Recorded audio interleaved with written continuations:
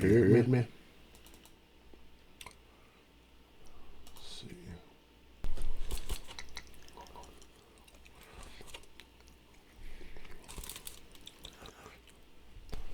All right. Looks like we are live. We're back live. We are live. We are live. Let's see. I don't think that one does what I want to do. It's gonna stop. What up, Soto Nation? Once you guys come here, make sure you hit the thumbs up. Let everybody know we are live in this thing. Okay, I hear myself. That's good. What's up, Darcy Ann? Randall? Ouija? Pete the Pirate. What's up, Pete the Pirate? What is happening, my guy? Echo? It's an echo? Let me see. What is happening, my guy? Yeah, there is an echo. Got it. Hold on.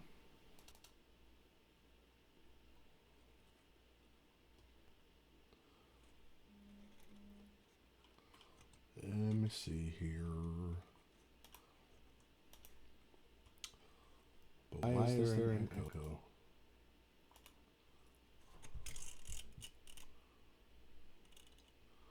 I know. She's crazy. Let's see. Let's take that off. All right, guys. Hold on just a moment. Let me get my chat back so you guys can see that.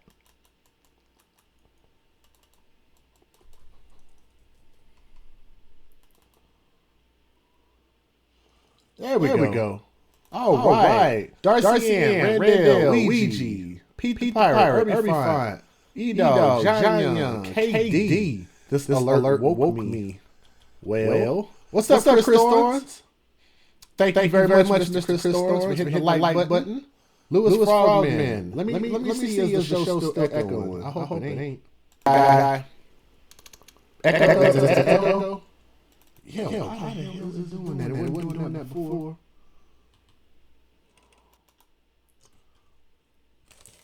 What the freak do I have playing?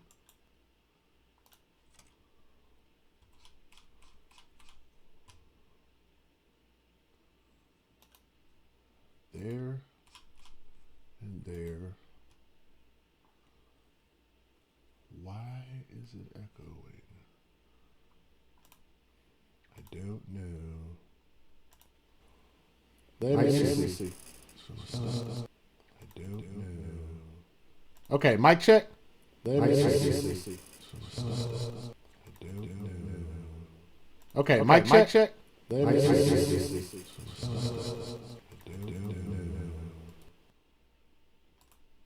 Okay. Oh, golly. What's up, J. McLovin in the building?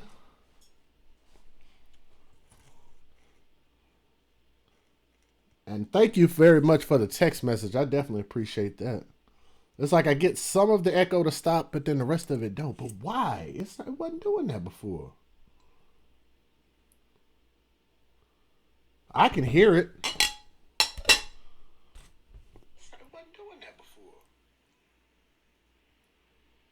Did it stop? I can hear it. Did it stop, guys?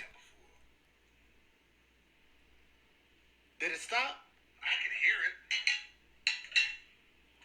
it. Did it stop, guys? Did it stop?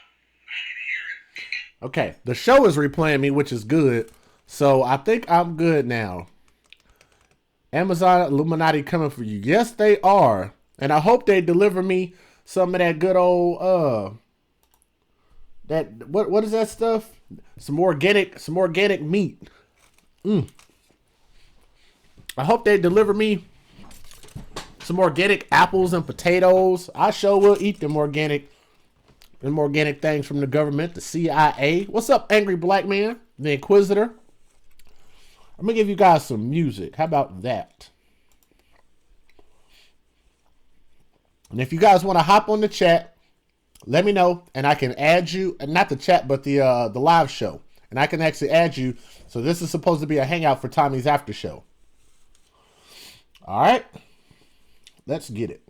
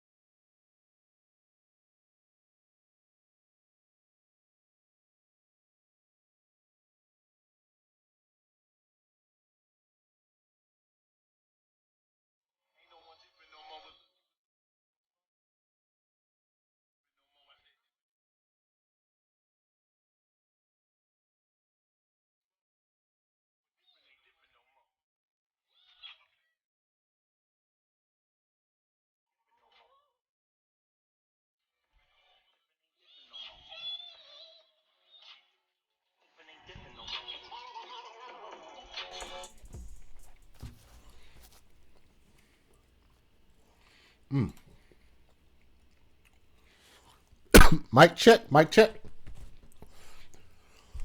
Can you guys still hear me?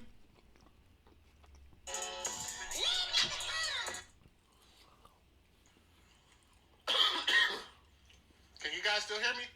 Yes, you can. But why is it? You know what? No, I think because I still have to have that on. Let me try that.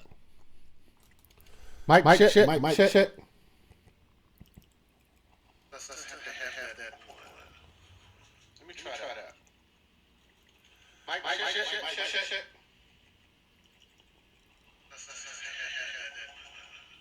Okay. All right. Since you want to play hardball, okay. Let's see.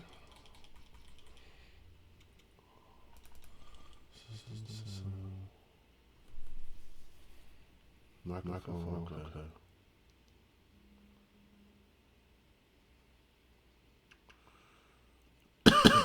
Can we block Boozy? Music is horrible. Stop lying to him. Fat bastards to eat.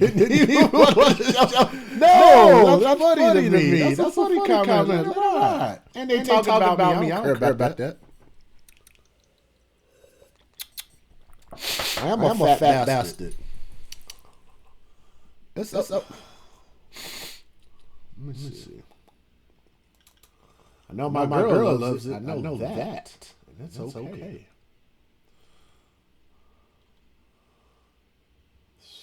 Default. Let me try default. Okay. Mic check.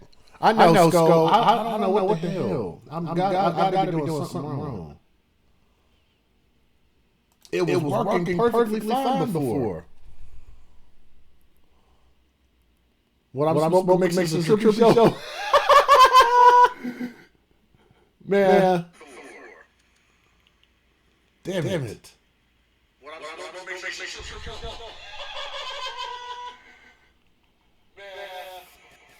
Fuck. All right. You guys should not hear the echo anymore. What you just changed caused the echo. I know. That's because it's saying that I should. Let me see. So frustrating, I swear, dude. But anyway, I want to know what you guys think, man. If you guys want to hop on the after show, let me know. Because it looks like... Damn, is this the same one or is this a different one? Like y'all heard from the song, different ain't different no more. This looks like the same chat. But yeah, if y'all want to download that album, that's my guy Jay French. You can find him on iTunes. Find him on iTunes. That's my guy Jay French. Different ain't different. Feature my guy Kurt Dog. It's a really good song. Okay, so let's see. The connection's acting up. And let me refresh the email. Hey, Mimi, how you doing, sweetheart? Everybody show some love to Mimi in the building. That is my sister, always. Let's see. Oh, wow. Jay McLovin. Jay McLovin says she did not like whoever that boo dude is, and she timed him out. That is her first time out. Congratulations. Jay McLovin in there giving him the axe. I'm good, Mimi. How you doing, sweetheart? Leave the echo on, then reveal to the people that you are actually God. Louis Frogman, that's funny as hell, dude. Skohar is in the building. Angry Black Man. Taluvian. What you just changed caused the echo. Yeah. Athena's World. I've never seen Athena's World here before. Hit the likes up for me. Brett Vines is here. Thank you, Brett Vines. Appreciate that. Hit the like button for me. Hit that like button, guys. But anyway, if you guys want to know what my opinion was, I think Tommy hit it dead on. I'm so proud of my brother Tommy.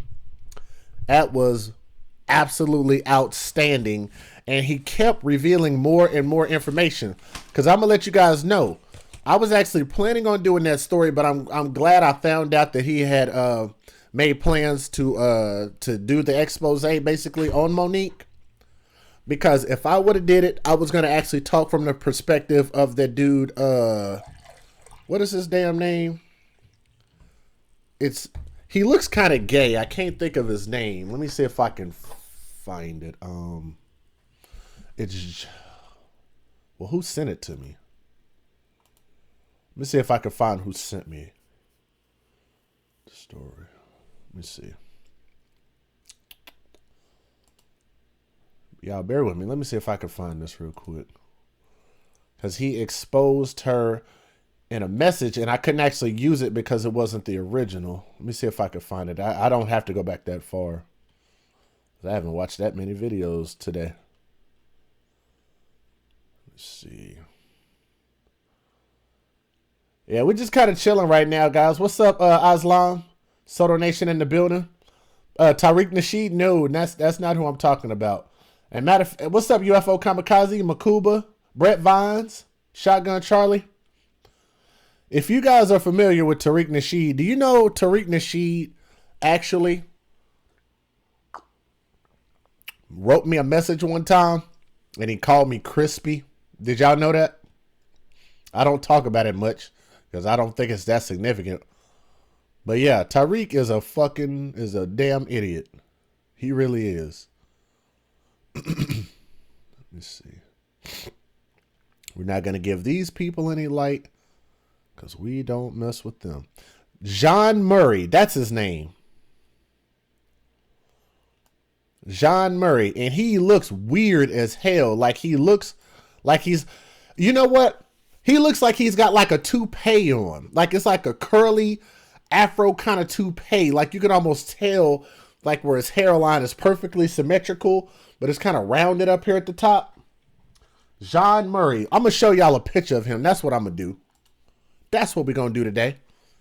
We're going to let y'all know who exactly I'm talking about. But this was the original person that I saw talk about, not Roland Martin, but he talked about Oprah. He talked about Tyler Perry. He talked about somebody else here also, and was explaining where Monique was basically asking these ridiculous requests of people and abusing people and stuff like that. And he put her on blast. This is the dude. Let me see if I can get him up here. That sounded wrong. Hold on. Can I move it like that? Nope, I gotta download it. Okay. No problemo. No problemo. This dude right here. Check that out. This guy, his name is John Murray. This is the gentleman that actually, that I originally watched that exposed her shortly after this whole fiasco of other people coming out against her. So for Tommy to talk about the situation with Roland Martin, that just put the icing on the cake right there. Grammys had Hillary Reid Fire and Fury. Really? I didn't know that. But yeah, so this is the dude. And I can probably play his video without getting in any trouble.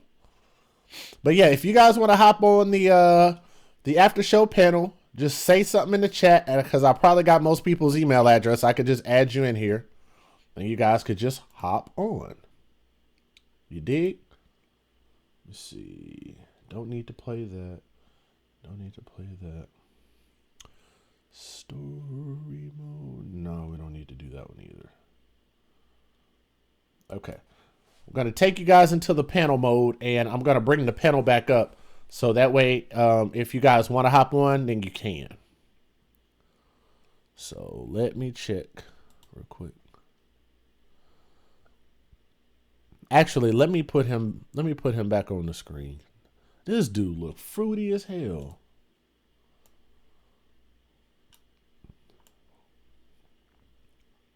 Right here. Boom.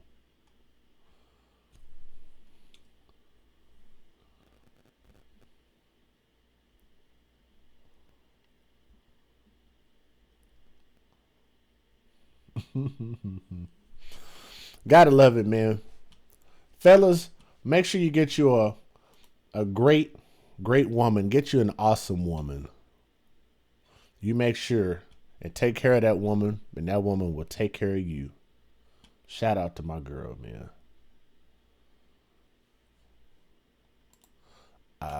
Let's see. Because I don't want to play their audio because they was talking through it and stuff. Let me see if I could just catch his.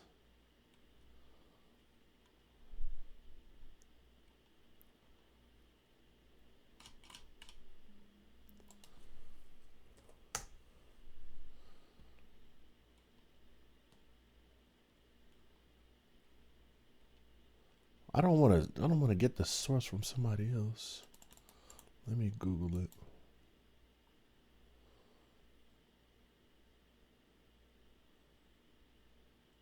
Is this it? With you. Based on the phone calls that I've been asked, I'll get to the Oprah Winfrey thing in a minute. Oh hell, y'all might be able to hear it, but I can't. Hold on. This film, even though I was warned by. Let's see. Oh, that's why. There we go. Maybe I can hear it now. Numerous people online begging sure under. Okay, here we go. All right, check it out, guys.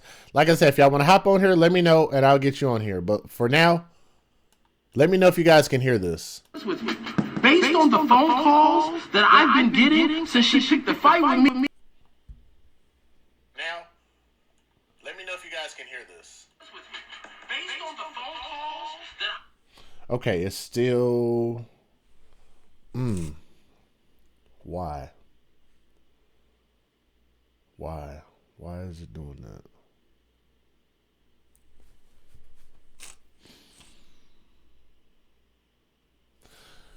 This is so frustrating. Why is it doing that? Me last week, I'm starting to believe she was not acting in pressure. I'm starting. I've been getting since she picked the fight with me. I'm starting to believe she was not acting in pressure. Damn it.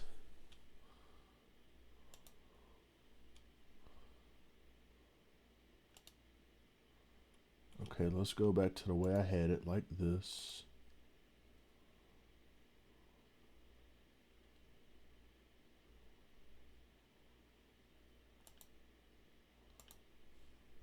Starting to think that this is who she really was. That maybe she should have won. All right, guys, let's try that. Starting to think that this is who she really was. That maybe she should have won.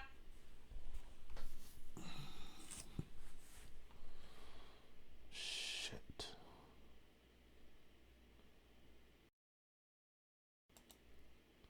This one is. But can y'all hear that if I do this?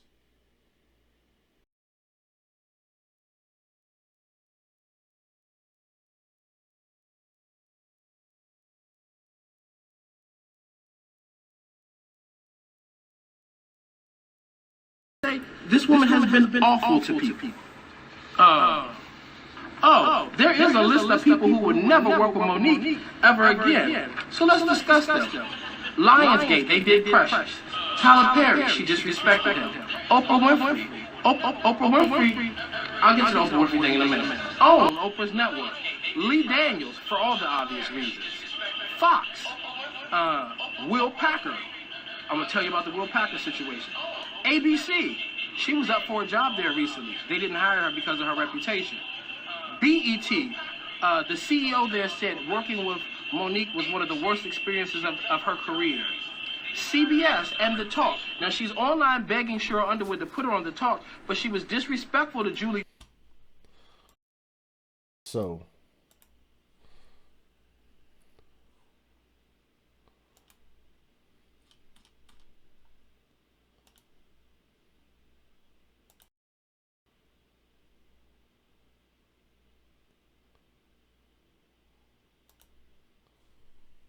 Chin, who's married to the chairman of CBS when she was on Sway in the Morning. Do you think you'll ever work in CBS talking about Julie Chen? So, CBS. TV Land. I had a friend who had a meeting at TV Land, and the president of the network said that they were going to take a meeting with Monique, and then heard of her reputation and canceled.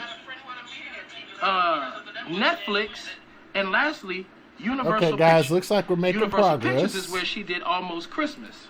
Hold on. Okay, and the final test. This is going to be the final test right here. Mic check, mic check, mic check. Okay, and the final test. Mic check. This is going to be the final test right here. Mic check, mic Why would Universal Pictures want to work with her? Almost Christmas came out. Monique appeared to promote it. She seemed to do a good job. Yeah, I thought so too. Till I got this email forwarded to me by somebody, and it's Will Packer addressing that husband of hers with some of the things. Yeah, I know. I'm trying to fix it, guys. So let me share with you. We are working on the fly. We are going to fix it. I promise you that. Christmas, so that you understand why Monique is unemployable in this business. And mind you, there's so many stories I could tell as I sit here in front of all of my awards, like her and Sydney stood there in front of all of their awards. All right, guys, I think that is good enough right there. So, now again, the guy that you see on the screen is a gentleman named John Murray, and we are using this by way of this wonderful thing that I need to put on the screen so everybody understands what it is and what it was. Bam. Fair use. We are fairly using this audio clip. So we're going to see how well this works out for me. With you. Based on the phone calls that I've been getting since she picked a fight with me last week, I'm starting to believe she was not acting in Precious. I'm starting to think that this is who she really was, that maybe she should have won a role for Women Depicting Best Documentary Presentation. Because, hello, the stories that I've been getting, and I'm not even going to share them, but let's just say this woman has been awful to people. There is a list of people who would never work with Monique ever again. So let's discuss them. Lionsgate, they did Precious. Tyler Perry, she disrespected him. Oprah Winfrey. Oprah Winfrey, I'll get to the Oprah Winfrey thing in a minute. OWN, Oprah's network. Lee Daniels, for all the obvious reasons. Fox, Will Packer. I'm going to tell you about the Will Packer situation. ABC, she was up for a job there recently. They didn't hire her because of her reputation. BET, the CEO there said working with Monique was one of the worst experiences of her career. CBS and The Talk. Now, she's online begging Cheryl Underwood to put her on The Talk, but she was disrespectful to Julie Chen, who's married to the chairman of CBS when she was on Sway in the Morning. Do you think you'll ever work in CBS talking about Julie Chen? So, CBS. TV Land. I had a friend who had a meeting at TV Land, and the president of the network said that they were going to take a meeting with Monique, and then heard of her reputation and canceled it. Netflix, and lastly, Universal Pictures. Universal Pictures is where she did Almost Christmas. Well, why wouldn't Universal Pictures want to work with her? Almost Christmas came out. Monique appeared to promote it. She seemed to do a good job. Yeah, I thought so too. Till I got this email forwarded to me by somebody, and it's Will Packer addressing that husband of hers with some of the things that Monique was doing behind the scenes. So let me share with you some of the things that happened behind the scenes at Almost Christmas so that you understand why Monique is unemployable in this business. And mind you, there's so many stories I could tell as I sit here in front of all of my awards, like her and Sydney stood there in front of all of their awards. Will Packer says, myself, my team, and Universal staff have gone out of their collective ways to bend over backwards to make Monique feel comfortable and respected during every step of this process. You have rejected reasonable attempts at positive and proactive communication. Monique is an immensely talented actress who deserves better representation than that. Even all of Hollywood is telling her, that husband of yours is going to ruin everything. And to think that you have directed your vitriol at someone who was an advocate when it was time to cast this film, even though I was warned by numerous people around the industry about hiring Monique, primarily because of the transactional cost of dealing with you. So, translation. What Will Packer is saying here is everybody in this business told me it was a bad idea to hire you. I hired your wife despite the fact that people told me not to, and now that I'm in the thick of things with you, I realize you're the reason that nobody wants to hire her. He continues, I push for her. Your reputation precedes you, and I still advocated wholeheartedly to have Monique involved in this production. I said I will not allow what others are saying about my sister to keep me from giving an opportunity to a tremendous talent. And now, here you are being true to past form, attempting to swindle additional money from a production studio producer. Oh, well, what do you mean swindle money? Well, apparently, at multiple times while shooting this movie, that husband of hers went to the studio to try to shake them down to get more money from Monique for various ancillary things and complaints. Hold on, there's a race issue in here that I want to deal with. To Taylor Dean, I 100% agree with you. Until she apologizes to Oprah, she won't get paid. Oprah could literally be a catalyst for her career to come back if she gets her back on her side. But I was explaining this to a friend of mine. I'll tell you guys about it here after he finished talking. And I read, I understand you have brought up issues with production. Let's spend a little moment there. Your accusations are unfounded. You took major issue and exception to the number of white people on the crew, despite the fact that I pointed out how extremely diverse our film crew was and that we had an overwhelming majority of black department heads. Pause. So apparently there's reverse racism going on here. Apparently Monique and that husband have a problem with white people and kept complaining about white people being employed on this movie. And I read, you and Monique treated many of the various hourly employees on our crew horribly. Now, mind you, this is Will Packer, the executive producer of Almost Christmas, sending this email directly to that husband of Monique's. You and Monique treated many of our various hourly employees horribly. It got so bad that I needed to remind both of you that you should direct your irritation and angst not to the PAs, EPK videographers, and assistants, but to me. Thus, the HNIC comment was born when I felt the need to let you know where the buck stopped. So apparently, Will Packer stepped to them after they kept harassing and treating the aforementioned employees terribly, and he went to them and said, if you got problems on this set, you come to me. We all laughed about it and agreed to move forward in the spirit of positivity. And then something changed. You smelled an opportunity.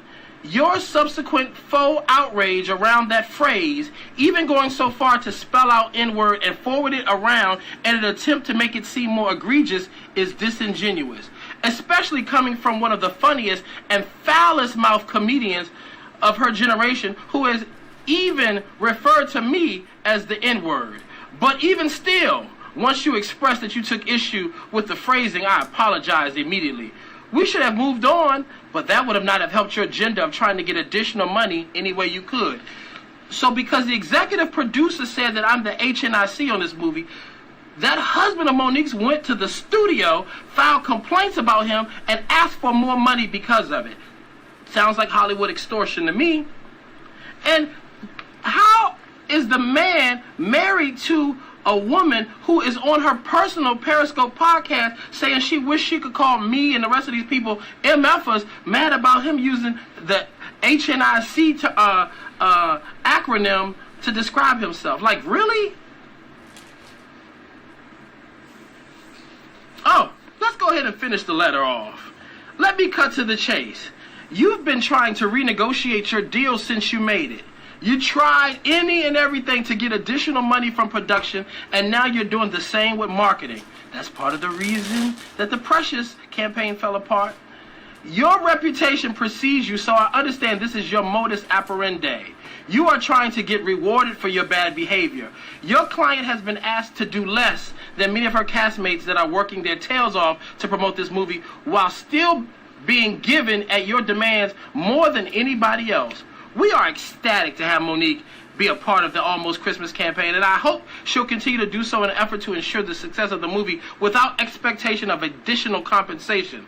Sometimes, now this is the best thing Will Packer could have said to them, sometimes you have to sit back and look at yourself for the reason why your career is where it is. Sometimes it's not the industry. It's not Lionsgate. It's not Universal. It's not Oprah. It's not Lee Daniels or Will Packer or white people. Sometimes you have to say, maybe it's me.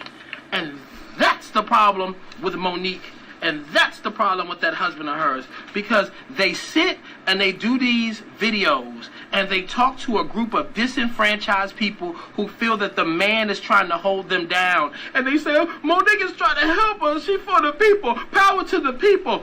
And they get behind her foolishly, not sure, not digging deeper and researching. And no shade or disrespect to the bloggers that are out there or some of the less experienced journalists who are out there, and they take social media headlines and a little bit of a video, and they don't call publicists and they don't call and verify facts. They just take social media posts and create whole stories around them, because for them it's all about clicks. It's not about being factual and actual. And so nobody has ever asked, why isn't Monique working, and what happened with these last few projects, and how has she only been hired for 2 projects since winning an Academy Award 8 years ago?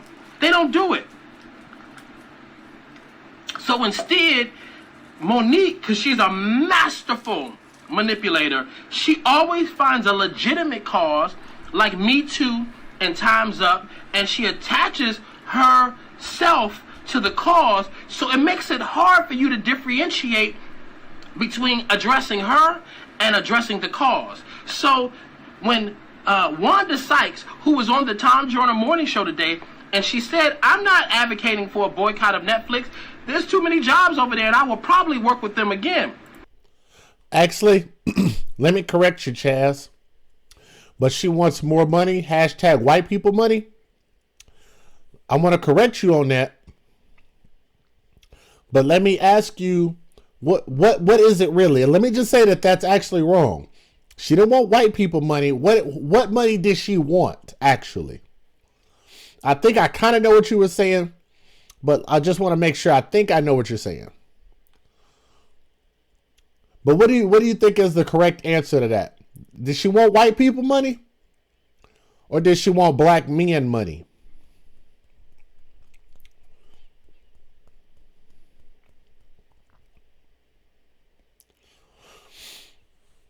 The reason I say that, yes, the money would have came from white people, but she was literally asking them to take it out of the black man's mouth to give to her. Lower their money, up her money, she's happy. And I can guarantee you, she would not have fought for them to get any additional money. Her head the size of DJ's torso. I don't know. Maybe. I don't know. Might be. I can't tell. I mean, but it makes her hair look really big now that she's got really small, unless she was just that big to begin with. I knew she was a big girl, but damn, like, I don't know. Like, if you have a big head now that you've gotten smaller, then that means you have to have a big ass head before and an even bigger body if I didn't notice how big your head was before. I know that's a little confusing, but I thought I'd throw that out there. But let's continue. Yeah, like Al Roker. Exactly. That's right. I guess that was the end of it. I stopped it right at the end. Cool. But yeah, that's my take on it. I don't know if you guys, did you guys get a chance to watch the Sway? Matter of fact, this is the part where, damn, God, I want to show y'all so bad, but I have a feeling it's going to get flagged if I do. Let me think about this.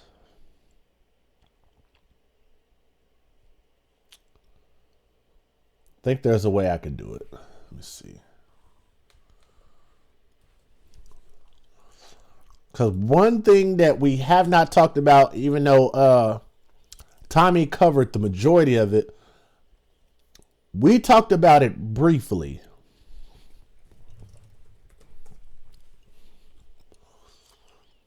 Damn, I wish this thing wasn't so freaking long. Let me see.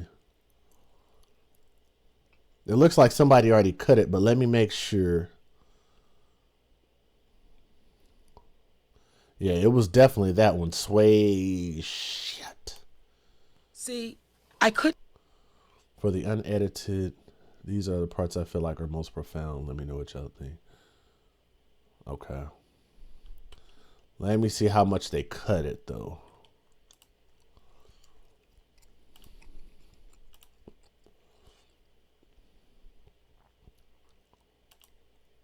You were right.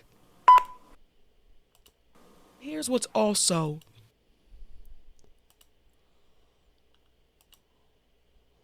Oh, hell, he just took a freaking still of the damn thing. Y'all got to see it. That's a clip from. Y'all got to see this. I have to show this. So I'm going to be real careful about how we do this. Let me go ahead and get my fair usage stuff up. Get the gay dude off the screen.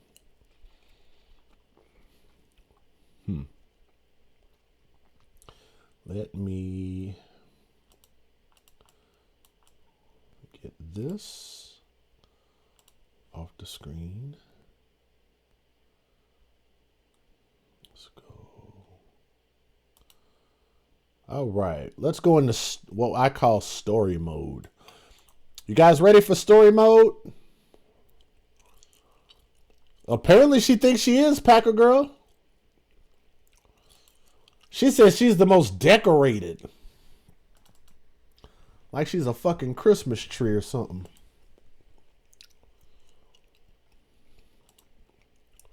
All right, you guys can still see your comments there. And let me get my fair usage up on the screen.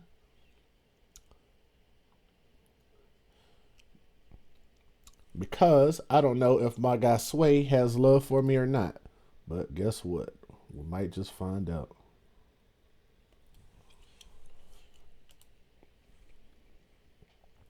Said don't do it.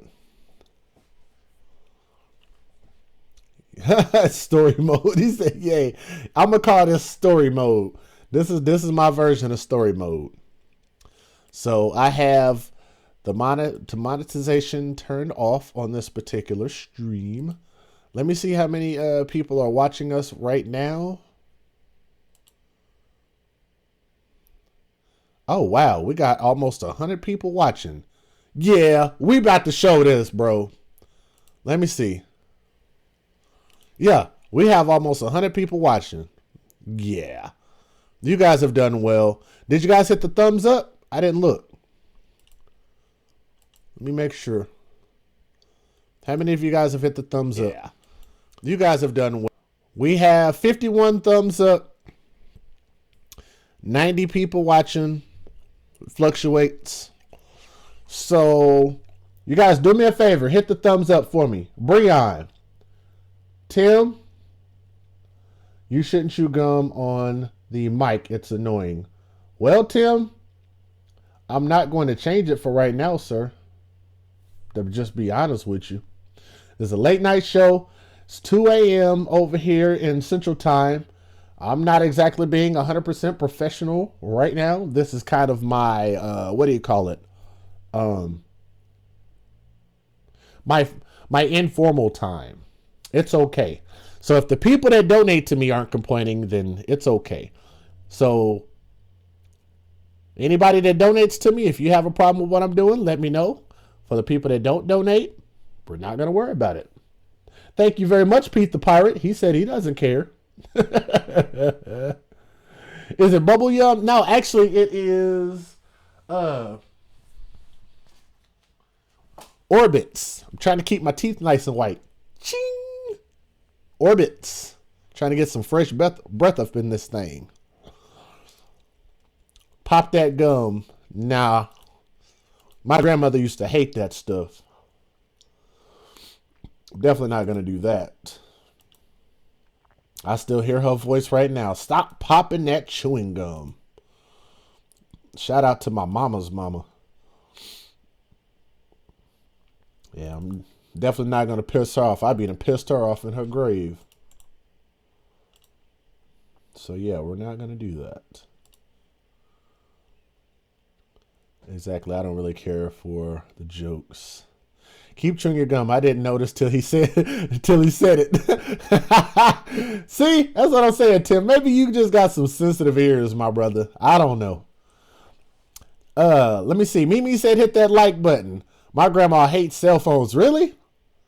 You know what's funny about that? My grandma died before cell phones even came out. That's crazy. That's crazy to even think about it. It's been that long.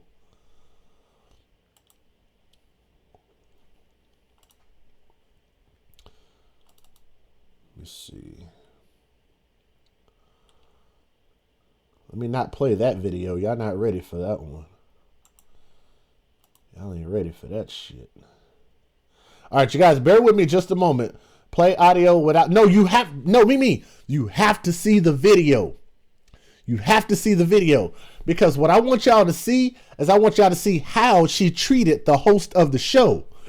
Now, I want to see, since Tim is being, a little bit formal here, and he wants me to be more formal, let's see how formal Monique is. See, you see how I bring that all back around? I want to see how formal Monique is being, and I want Tim to let me know, Mr. Tim Goodwin, let me know, sir, if Monique is being professional during this professional, nationally syndicated interview. Oh, no problem, bro. We good. That's why I say, man, whatever you guys say in the chat, I prefer it to just be said. Like, I don't want to mute anybody's voice. And that's exactly why, man. Like I said, that appears to be a good brother right there. So we good, man. No problem. No problem at all. All right, so you guys bear with me just a moment because it's going to play, but I'm going to have to pause it and adjust it a little bit. That's a clip from one of the funniest people on the... All right. And it's a little bit loud. So you guys, let me know if you could actually hear that. Did y'all hear the little bit that was played right there?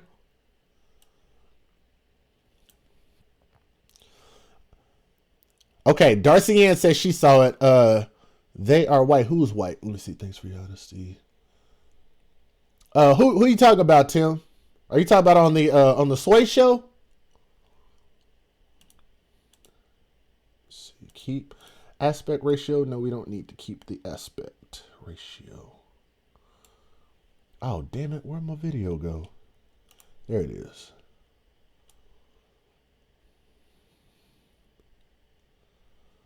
Okay, you could hear it. You could hear it. Mimi can hear it. Okay, this is Monique on Sway Show. Yes, this is what really, really kicked it off. Everybody said they can hear it. Okay, good. Good deal, guys. All right, this is the famous interview. And we are using this by way of fair use. Federal law allows citizens to reproduce, distribute, or exhibit portions of copyrighted motion pictures, videotapes, or video disc under certain circumstances without authorization of the copyright holder, Mr. Sway. This is called fair use, and it is allowed for purposes of criticism, news reporting, teaching, and parody, which doesn't infringe of copyright under 17 U.S.C. 107.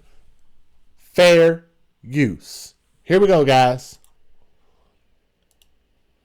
That's a clip from one of the funniest people. And again, we're getting this video by way of my guy Sway's Universe. So you guys make sure to check out. Matter of fact, let me put his text down there. That might help me out too. Sorry, bear with me a minute. Let me get Sway's text on here. Because people want to make sure that I let them know where I got this from. That might actually help me out quite a bit. All right, y'all, give me a second. This will only take a second. Let's see. Roland, Monique on Sway. There we go. That's a... Okay. Sway's Universe.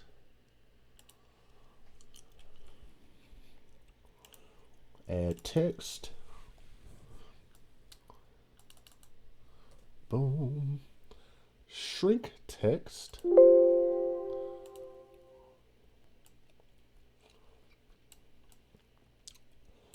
Let's put that right there.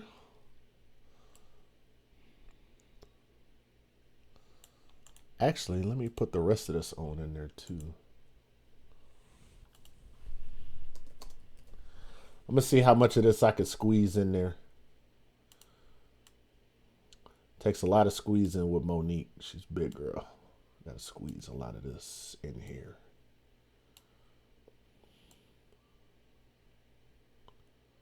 There we go. All right, Sway's Universe. Monique speaks on Netflix gender and racial equality and possible reconciliation with Lee Daniels. Here we go. That's a clip from one of the funniest people on the planet Earth. I really enjoy it every time she comes here. That is beyond business for us. It's family now. Yes. I lurk her on her social media. I'm aware and watch everything she and her partner Tonex do. I'm a big fan of hers. Yes, absolutely. I'm a fan of her work. Award-winning actress, comedian, rapper. Okay, respect it. I'm gonna put that in there. You know, I gotta respect her. She spit more bars on this show than a lot of these A-list rappers who be scared to rhyme on this show. Come on. Okay. Not only that, she's a fitness guru now. Is that what you putting on us? Oh, baby. She's in the lineage of Debbie Allen and Michael White. She's also a choreographer. Okay. Now, Sway, baby, listen, I appreciate it, but I can't let you go that far. I went too far? Because Debbie Allen's still alive and she'd kick my ass and say, no, sugar. I got to give credit where credit is due. His name is Dwight Holt Jr. That's the brother that's teaching me how to move like that. Yeah, Okay. I just had to clear that up because I can't take it from the greats. Well, I was going to shout him out, too, because he goes bonkers. Bonkers. Let me give a shout out to my guy. He just sent a donation. And any moderators, if you guys want to put my PayPal link in there, feel free if anybody wants to show some love. It's 2:55 a.m. here in Tampa, Florida. Great show as always, my brother. Keep up the great job. Thank you to my brother, Pico Kami. That's my guy, Pico Kami. He donates all the time. So thank you, my brother. And thank you guys for dealing with me trying to get the sound right at the beginning. That really sucked. Hell, I didn't think anybody was going to tune in after that. Hell, I wouldn't have tuned in to my damn self. Like, this dude sucks. Like, he's doing things. It's like Cirque du Soleil. Right. Yes. Right? Yes. And I would imagine that was dangerous. Well, Tonex, welcome to the show, man. Good Thanks to see for you, the man. love, baby. Hey, man. Always. Come on. Good to be in here with the fam. Come on. You know how we do. Let's get back to this choreography get you're in doing it. on Let's get in it. Instagram Let's get in because when I first started watching you do it, and I was thinking, how empowering is this? And he would initially do the moves and do the steps, and then how is she gonna do that? Yes. And then you would jump right in. And I would say to Dwight, baby, I'm old enough to be your mother. And he would say, so what? Let's go. And that's been for almost 4 years now. Yeah. So 4 years, 100 pounds later, that little beautiful young man who will be in Queens, New York tomorrow at Innovation Studios, 9 a.m., and I'm going to be there. You're going to be there? there? Because these young gals, they've been challenging me, I Heather saw B. 'em. Yeah. They've been challenging me, baby. They've been trying to Uh-oh. do moves and things, Right. trying to look at me in the camera like, Monique, what you got? So I told them tomorrow morning, 9 a.m., me and Heather B. Heather's going? Okay, I told him that, Heather. I told him. I Monique, told him Saturdays that. are usually reserved for my hangover time, but I got you though. But I My told him, I sister say, Monique- me and my sister, Okay. we're going to show you young gals how you shake it and move Ooh. it. Okay, because they be trying to show us up, Heather B. We can't see good. And damn it, sometime our hearing ain't all the way straight, but our feet. She's telling the truth. Our feet Talk and our about it. hips Is this and the gonna be curvature of our ass can keep on going. I got Monique called me. I gotta go. Well, first, what does it go? Throw a beat on, man. I'm Yo, trying to. dance contest. Okay, wait a minute. Let me skip past some of this a little bit. I'm Hello. gonna say something, but I love B, and I didn't. I wanna- love B. I Yeah. love B, and I love Blue. Okay? And I love all of them. I love the whole family. But you got to give me mine. You gotta But get your God credit. Damn it, nobody wants to give me Yeah, Mo. my credit, baby. Nobody. Get your And- credit. And then and it doesn't even stop with the entertainers because Get your credit. I lurk your social media, and I saw this Instagram clip that you put up, and by the way, before we go into this, Monique is performing tonight at Levity Live at 7:30 and 9:45 p.m. tomorrow.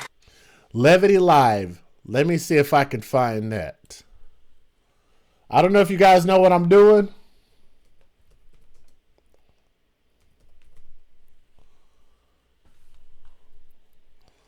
Anybody out there know what I'm doing? Let's see. I bet you I could figure it out. It's in New York. Good.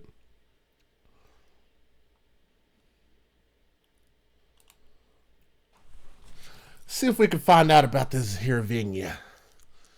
This here venue. No, not looking for the show. No, not looking for the show. If I'm not looking for the show and Monique claims that she is bigger than Amy Schumer, what do you guys think that I'm looking for?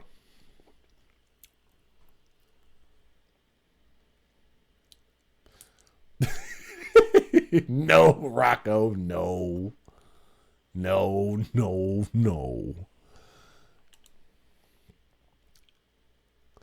Woo, buddy. I'm going to show you guys. Yep, thank you, Pete the Pirate. You guys want me to screenshot it? I'm going to screenshot you what I'm here looking. That's what I'm looking for. Hold on. Let me see. Actually, before I do that, I want to let's take a guess, guys. Let's take a guess. Let's play a game real quick. We have people that are up super late. We got about 90 people here, close to 100. It fluctuates. I want to play a game. Amy Schumer in the Garden. How many seats do you think the Garden has?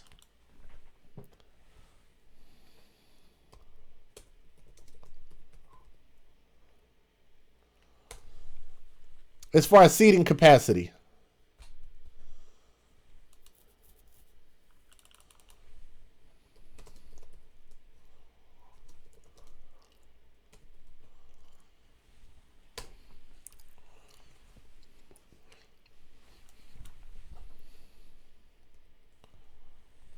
Madison Square Garden has a seating capacity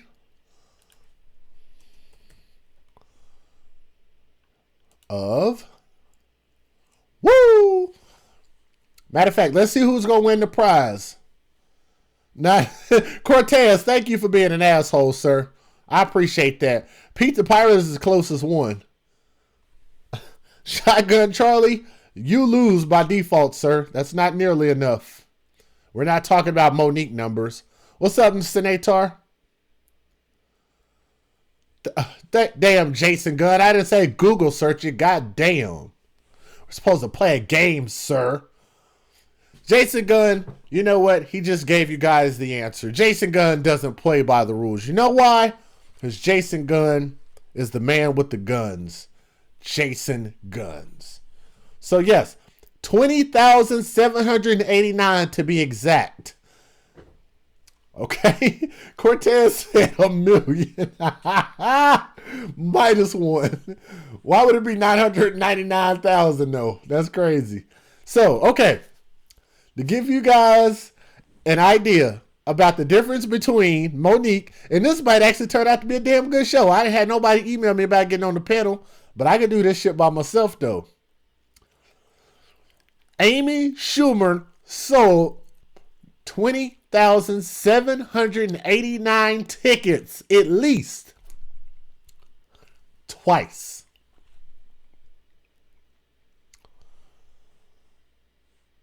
$20,789 seats twice. Now that Jason Gunn has cheated and gave you guys the answer, now what I want you guys to do is tell me in New York, because as you guys know, Madison Square Garden is in New York too. Monique was in New York also. How many seats do you think Monique sold for the New York Levity Live Club? How many seats? Yeah, Amy Schumer sold out twice. So how many seats do you think Monique sold if she sold out her venue? I'm gonna show you guys the difference.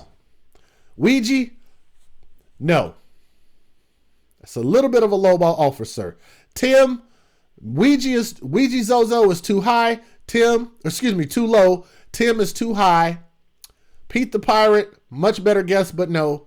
Darcy Ann, much closer guess, but no. Randall, much closer guess, but no. Rocco, too low. John Young, too low. Aslam, too low. Ouija, he said LOL. Cortez, no. Lewis, 666. I'm gonna need you to get your Illuminati butt out of here. Chris Kirby, 3,000.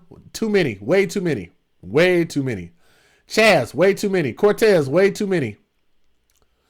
15 and 12 was her crew. I like the logic, though, Aslam. I do like the logic, sir. Darcy Ann, closer guess. Randall, you're pretty much spot on. You're 10 seats off. Okay, guys. So you guys don't have to keep guessing. Randall is 10 seats off of the actual number. Chaos to Peace got it. I'm going to screenshot it for you if you don't believe me. This is coming from their website. Okay? You want to know why Monique can't compete with anybody? Chris Rock? Freaking, what's his name? Dave Chappelle? Are you kidding me? Look at this, guys. Matter of fact, let me break out my whiteboard. I have not had a good reason to use this fucking thing, and now I do. I don't need to view instructions. Freehand. Okay, cool. What does that say? As you guys can see up here at the top, you guys see I'm doing some cool stuff now.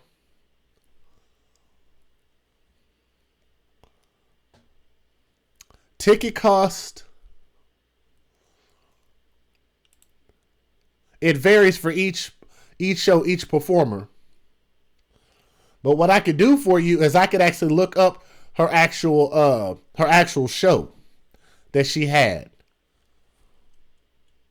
So you guys can see that. And I think maybe I just wanted to use this thing right here to show you guys that I got some cool tools that I can use. You guys see this big old head individual right here. Then you see my chat right here. Boom. Then you got my web page here. Boom. Then you run the X's and the O's. Then you run the X's and the O's. Then you go behind the tackle. Then boom. Touchdown. Right? Sorry, I'm just fucking around. I have not had a good reason to use that at all. Sorry. I'm sorry, guys. Alrighty. I'm going to stop trying to be funny. I'm not a comedian. But apparently, neither is Monique.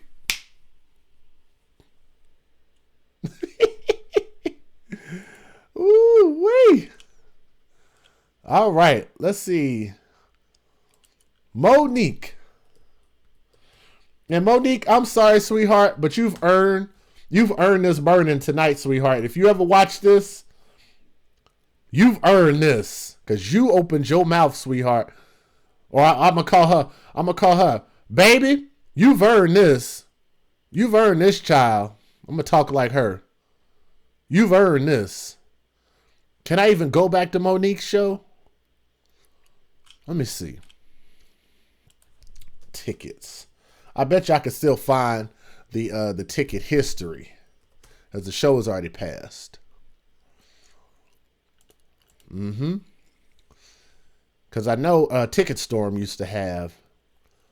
I know it's not available. I just want to see how much.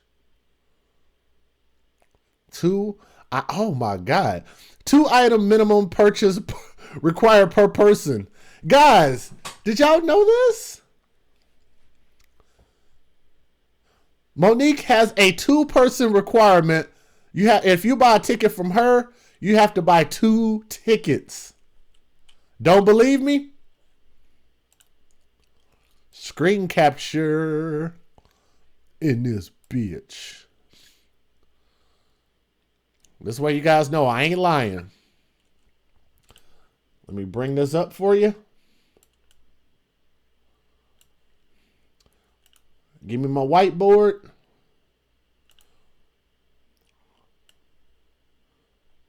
What does that say right there? Check that out, guys. What's up, Chaos the Peace?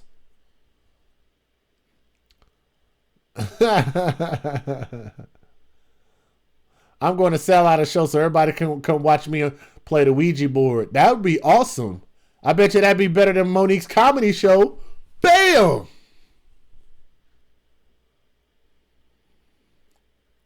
Gotta love it. I am on fire tonight. Check it out, guys. Do y'all see that? I'm going to tell you something. I have DJed comedy shows. I've DJed rap shows. I have DJed big concerts. I have DJed... I think the biggest person I ever DJed for was probably E40. And I'm going to tell you guys, because I was on the verge of DJing for the Temptations. It's already passed now, but I was on the verge of DJing for them also. We just couldn't get the numbers that I wanted, and I didn't really want to work for free. So, yeah.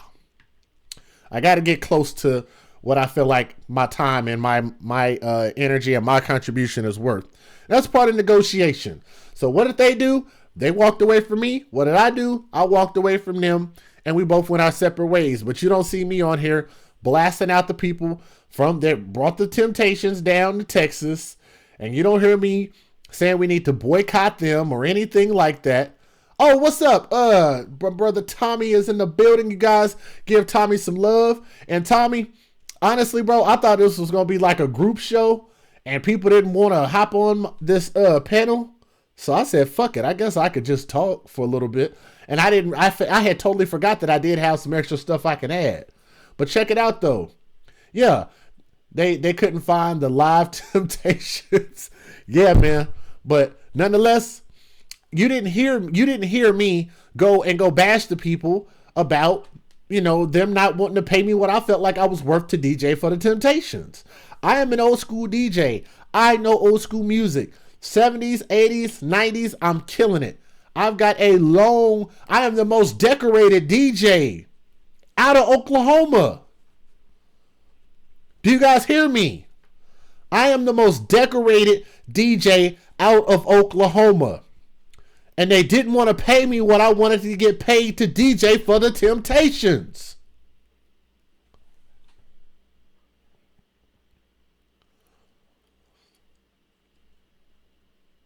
I'm just saying. Monique made a fool of herself.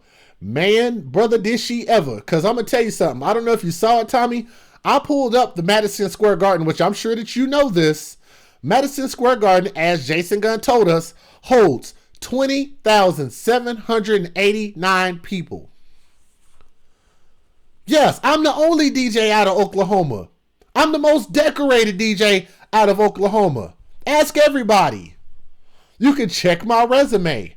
I don't even have to audition for gigs.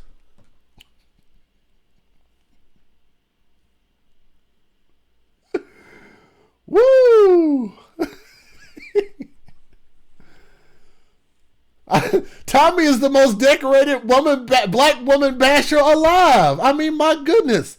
What more do you guys want?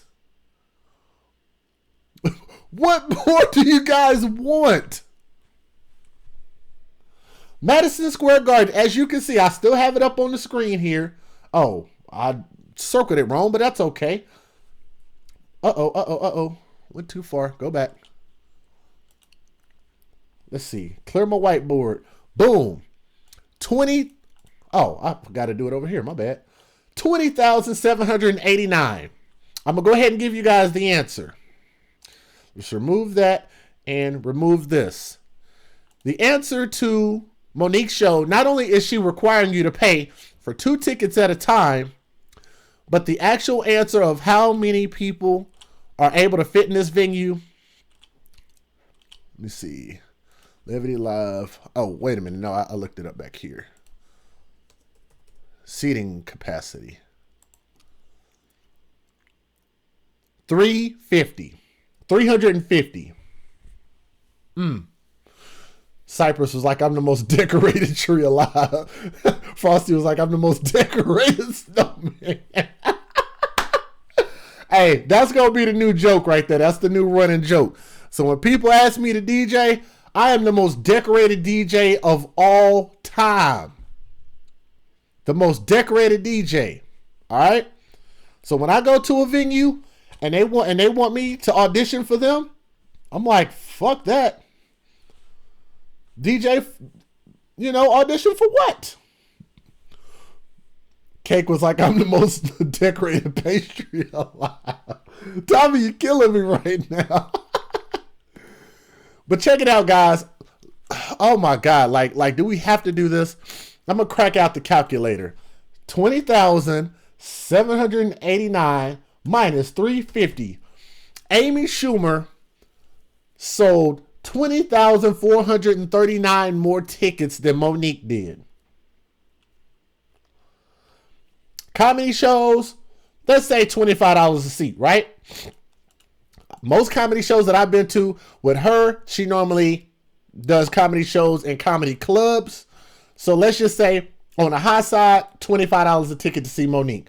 $350 by 25, 8,750. Okay? So imagine this. If she did that comedy show there, I'm assuming she was up there maybe for an hour. If she had a bunch of opening acts, maybe she did 30 minutes, but I'm assuming she probably did an hour since she was the headliner, right? 8,750. So let's just say she walked with the whole bag. $8,750. And let's just say they paid her under the table. Think about the fact that she walked away from $3.2 million. And if you believe her lie, she walked away from $500,000 to do a 2-hour special on Netflix. Now, how much sense does that make when you can look at the seating capacity for Levity Live, 350 capacity, when she did that, when she was on the Sway show and she was doing a show that night. She probably did a comedy special as long as she was on the Sway show, and she didn't get paid to be shit. She didn't get paid anything on Sway show. So let's say if you want to compare that to Amy Schumer, $20,789 by $25 a ticket, $519,720. Let's keep going, man. This is just getting silly. It really is. Let's keep going. At 7 p.m. and 9:30 p.m., she's going to perform after she does the extra. The class would have the big. Oh, wait! Did you guys catch that? Let me back it up just a hair. Doesn't even stop with the entertainers because get your credit. I lurk your social media, and I saw this Instagram clip that you put up. And by the way, before we go into this, Monique is performing tonight at Levity Live at 7:30 and 9:45. 7:30 and 9:45. Did you guys hear that? So let's go. Let's back it up to 3:35. And let's go add. Tomorrow at 7 p.m. and 9:30 p.m. 7 p.m. and 9:30 p.m. How big is that venue, Monique, is at now? The capacity at Levity Live, Tommy, 350, bro. 350. Tommy, I just Google searched it, bro. Matter of fact, let's not Google search it. Let's just bring it up again. Hold on. Let me go to Levity Live because this is from their website, bro. This is from their website. Clear as day. My brother Tommy, you know I love you, man. Check this out. And y'all let me know that I fabricate this or was this some real talk. Let me zoom in a little bit closer.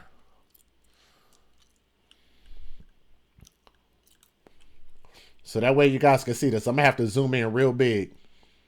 Let's bring up my whiteboard again since I'm learning how to do some cool stuff. What's the capacity? Hey, at maximum capacity, we can seat up to 350 people. Now, they're being kind to not count. Yeah, hell yeah, you could feel that, Tommy. I promise you could. 350, bro? As many people love you in New York. You know, I was at the tour in Dallas. I know some people that was at the tour in Houston. 350. They're not including Monique. They're not including any opening acts. They're not including the staff, bartenders. They're not including security. they're not including any one of these people that could amount to maybe another 25 more bodies that are usually in the club. I've been in plenty of clubs.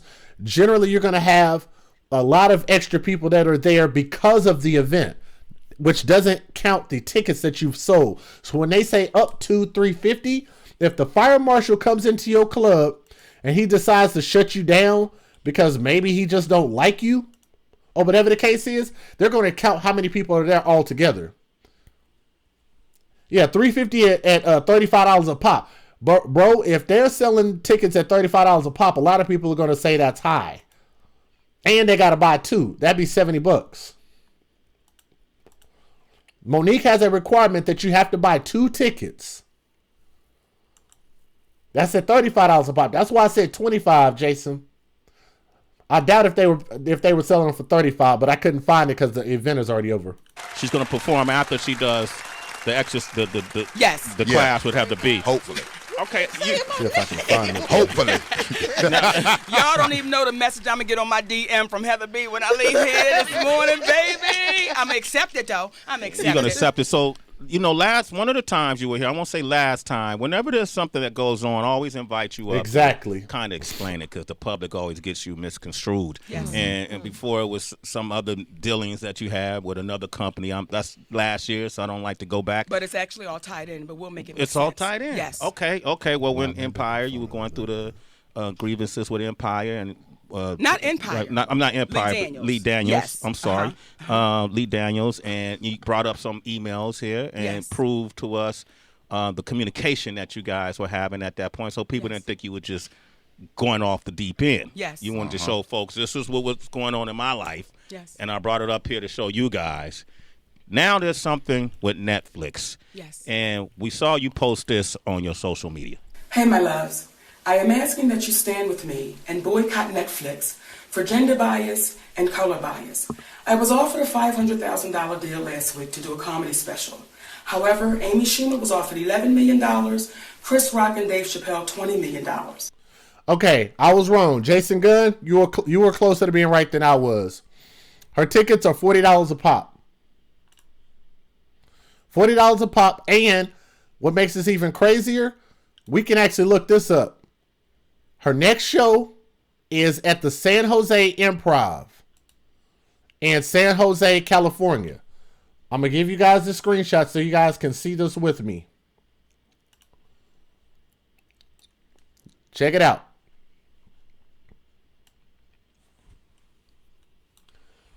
You guys see that? Her next show. Look, Jason Gunn, since you got some fast fingers, look it up and let me know what the seating capacity is. Matter of fact, let me know how much she's making at $40 a pop if she has a two. There it is. Fucking shit. It's, man. Check it out. Again, 2-item minimum purchase required. How many shows that night? I know when she did the Levity Live, it was 2 shows. Mimi, it was 2 shows at Levity Live. So I'm assuming this was probably the same thing. At $40 a pop, as you guys can see here.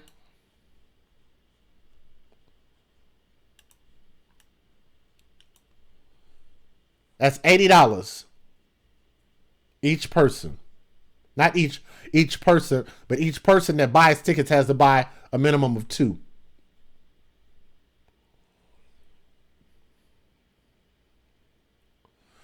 Let me see. Okay, I get that part. There's a minimum 2-item minimum purchase per person in the showroom. Any 2-item combination of food and beverages satisfies the minimum. Unless otherwise stated, there are no food or beverage included with your ticket purchase. All events are 21 years of age or older unless otherwise stated in the event description. You must have a valid state ID, of course, to prove your age. All seating is on a first-come, first-served basis, so no VIP, which I know a lot of people in Oklahoma hate that because them motherfuckers love to pay for VIP. In order to be seated, at least half of your party must be How big is that venue? That's what we're getting ready to look up. Let's find out. Let's just go. Let me see. San Jose Improv.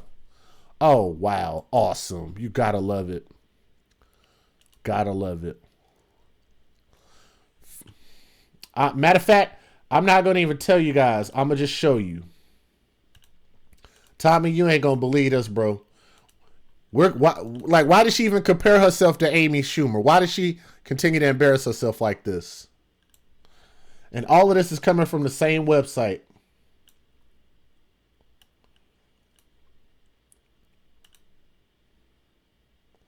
This is the most decorated comedian of all time. 440 of all time.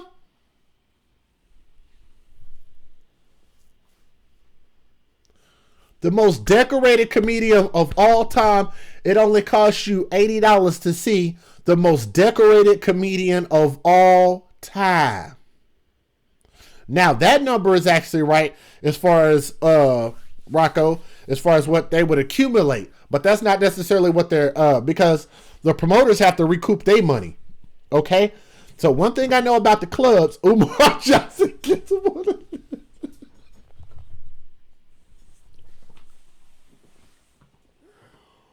Woo! And you know what's funny? Umar Johnson is not the most decorated pro-black of all time.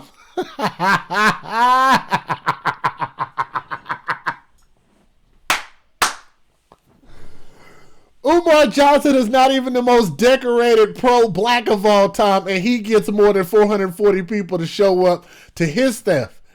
That's crazy. That's crazy. Jesus. He's the most requested. Yeah, that's true. That is true. People want him to show up everywhere. But damn, you're talking about the most decorated comedian of all time, and she's won more awards than anybody, and she's maxing out at 440. And what I was going to say about that number, Jason Gunn, $17,600, the promoters are going to recoup their money first because they have to pay. Because I don't know if you guys know this or not, but I'm going to educate you guys about the club game. Because comedy clubs, I did one in Houston. I did most of them in Oklahoma City. And I think maybe one in Dallas. Okay? And DJing basically is just playing intro music for the comedians. Maybe their outro music, playing music in between, running any artist sets that they have and stuff like that. Mood music, that kind of stuff. So it's super easy. I'm used to that kind of stuff. That's why she's saying you have to buy so much. Yeah, man, that's crazy. A 2-ticket minimum. But check it out. For $17,000, the promoter has to get his money back first. Then the promoter has to pay the venue. Because normally, if they book the venue out first, they're going to take that money out first because they're like, hey, we're not going to take an L on this. They have to pay for security. And I'm pretty sure that they also have a what they call a bar minimum. So a club 440 probably would have maybe about a $2,000 bar minimum. If the bar makes a certain amount of money, then the promoter doesn't owe that money. If the bar makes less than that amount of money, if people are not buying drinks, which is why you saw that there also was a clause in there that sometimes they have a drink minimum that you have to buy or a food minimum. And the reason for that, they work that into the contract because they want to make sure that the promoter doesn't owe the club that money. They want to make sure they get it one way or the other. So then they have to pay for their advertising if they were on the radio, if they were on TV, if they bought tickets, posters, flyers, all of that stuff. They're going to get their money back first. Then they're going to try to say at that point, what does Monique cost? They're going to pay Monique a certain amount of money. Then they want to take the rest home to them for themselves at that point. So basically, the way it works is the headliner, Monique, and the promoter want to try to split whatever is in the green. Like this shirt. They want to split what's in the green. So how much out of that $17,000, if they have to pay for all of those costs, do you think Monique actually made? Let's continue. Then Amy Schumer went back and renegotiated $2 more million because she said I shouldn't get what the men are getting, they're legends. However, I should get more, and Netflix agreed. So you want folks to protest because of what? You said gender bias? And color bias. Yeah, usually for shows like this, they'll at least have 2 to 3 openers and a host. You playing music? I think I understood what you were saying, and yes. Yep. And color bias. Break this down. So last week, we got an offer from Netflix. The offer was for $500,000. Okay, now did you guys hear anything about her saying about her initial $3.3 million offer? I hate when people always try to play like the victim when they don't tell you the full story. And that's why I don't think, security, all of that stuff. Like, I know me, when I DJ a comedy club, I remember I usually try to get my money up front because niggas don't like to pay like that. I had to chase one dude down. I had to hold, matter of fact, he asked me to design a flyer for him. I had to hold that dude's money hostage, flyer hostage for his next show. I said, I got your flyer done. I sent him samples of the work because I do graphic design also.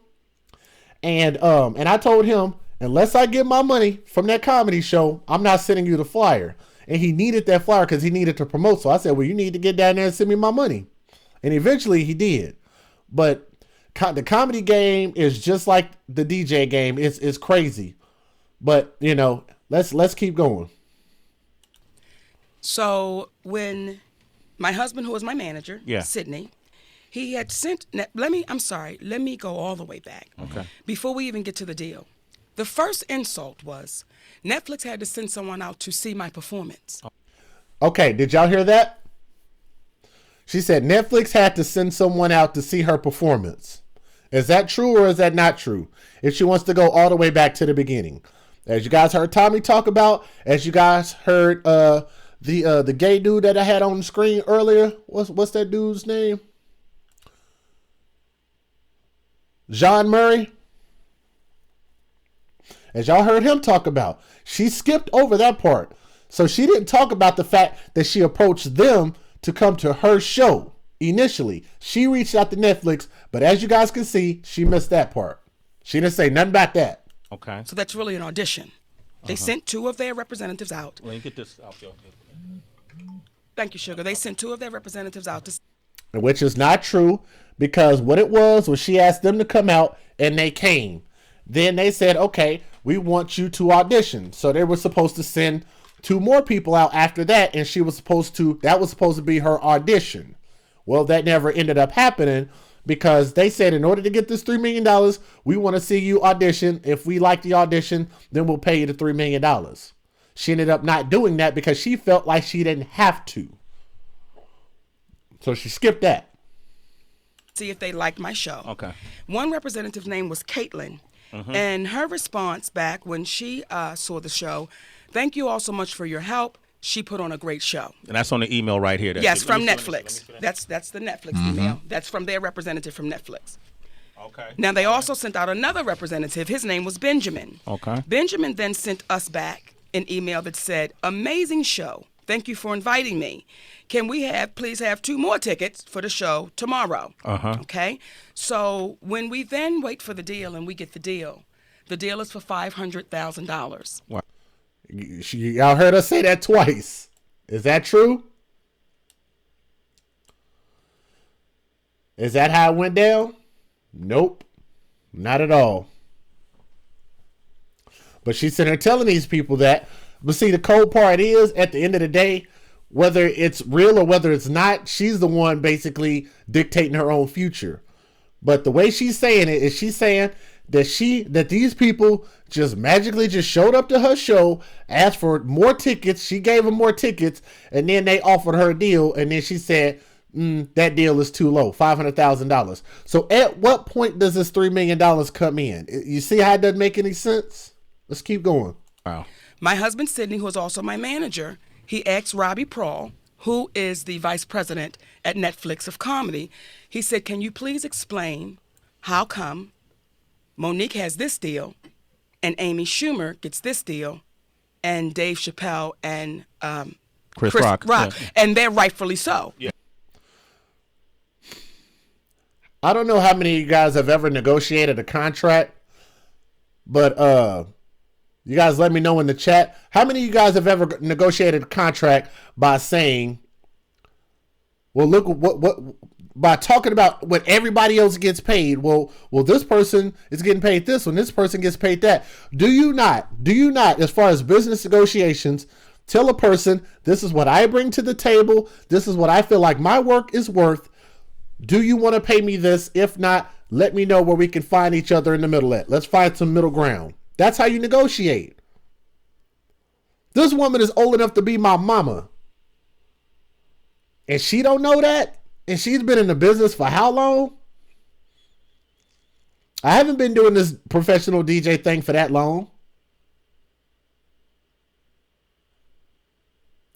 I'd say I've been doing this thing for about 4 or 5 years now, at the most. What's going on, Barry? You don't negotiate by telling somebody what everybody else gets paid. You sell yourself. They should get what they're getting. Could you please explain that? Well, initially, he wouldn't even get back on the phone to have the conversation.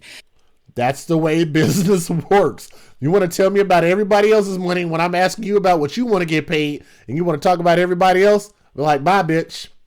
Have a good day. That's what I would have did. Would have been into the conversation. Every time we had scheduled, Robbie Prohl was too busy. He couldn't speak with any of us. Mm-hmm. And then my husband sent them back an email saying we would be interested to think what the public would think. Guys, and if this thing is echoing, y'all got to let me know. I think it's okay. I think I fixed the sound, but let me make sure. If this thing is echoing, y'all got to let me know. That sounds so freaking good. That you're saying Amy Schumer is $12.5 million more than Monique.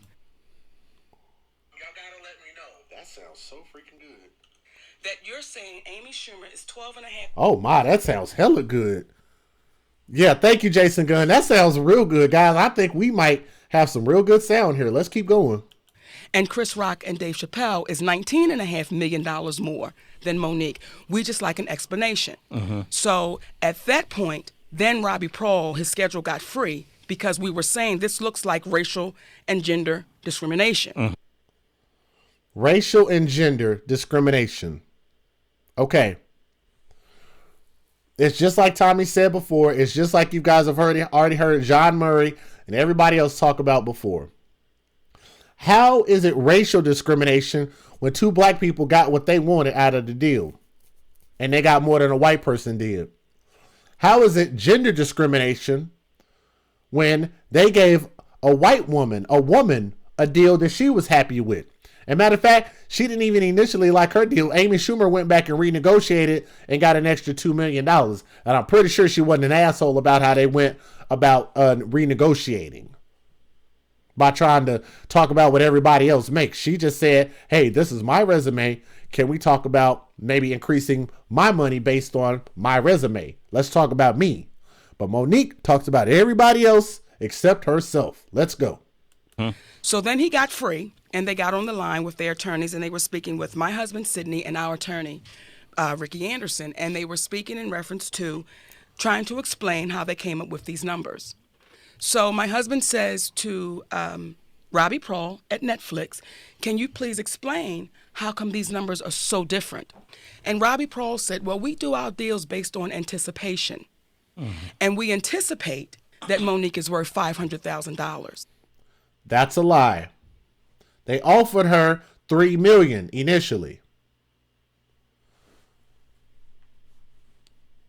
That's exactly right, Cortez. That's like comparing yourself to Russell Westbrook. That's exactly right. It actually is. If you talk about ability and resume, yes, that is 100% accurate. And by the way, if you guys want to look up Monique's schedule, go to Ticketmaster.com Monique-tickets/artist/837988. Feel free to look that up on your own. She is doing 2 shows a night. One at 7:30 and one at 9:45. So if she was doing a back-to-back, then I'm assuming she probably doing about an hour show. It'd be 8:30, and then she comes back again at an hour and 15 minutes. That sounds about right. 2 shows a night. But she only get 1 bag. Think about that. She only gets paid once. If a promoter hires her for 2 shows, I guarantee you she gets paid once. Wow. So Sydney then said, well, based off of Monique's resume, she has 45 awards from around the world. She had a #1 sitcom. He ran down my resume. Yeah. I can guarantee you, Tim, I can guarantee you Netflix do not care at all. Because think about it. They didn't care enough to even contact her initially. She reached out to Netflix. Robbie Prohl said, resumes don't matter with us. That's not how we do our formula. It's just totally based off what we anticipate you're going to do. So Sydney then... Okay, if we could talk about anticipation, and again, shout out to my guy Tommy and thank him for coming through. I love my brother and showing love over here. I always love to see Tommy in the chat, man. I get excited. But check this out. If you talk about a person's resume and you look at what she's currently doing and the type of venue she's filling up, how could she possibly feel like she's worth $2.3 million? How can she feel like she's worth more than $500,000 when she's filling up venues that are anywhere from 200 capacity to maybe 500 capacity? Anybody? Can anybody tell me where the logic is in that? Anybody? Don't worry, I'll wait. 2 shows a night, back-to-back nights, February 9th, February 10th, San Jose, California is when her next set of shows are. 2 days later, she goes to New York. Oh, no. I said 2 days. Not 2 days. That's February. That's 3 months later. Woo, shit. If she's got that big of a gap in her schedule, my goodness. They probably aren't booking her. February 9th, she's got 2 shows. February 10th, she's got 2 shows. Her next show after that is May 12th. Let's put a pin in that and we'll come back to it. Guys, let me know what the logic is in that. Come on now. Where's the logic in that?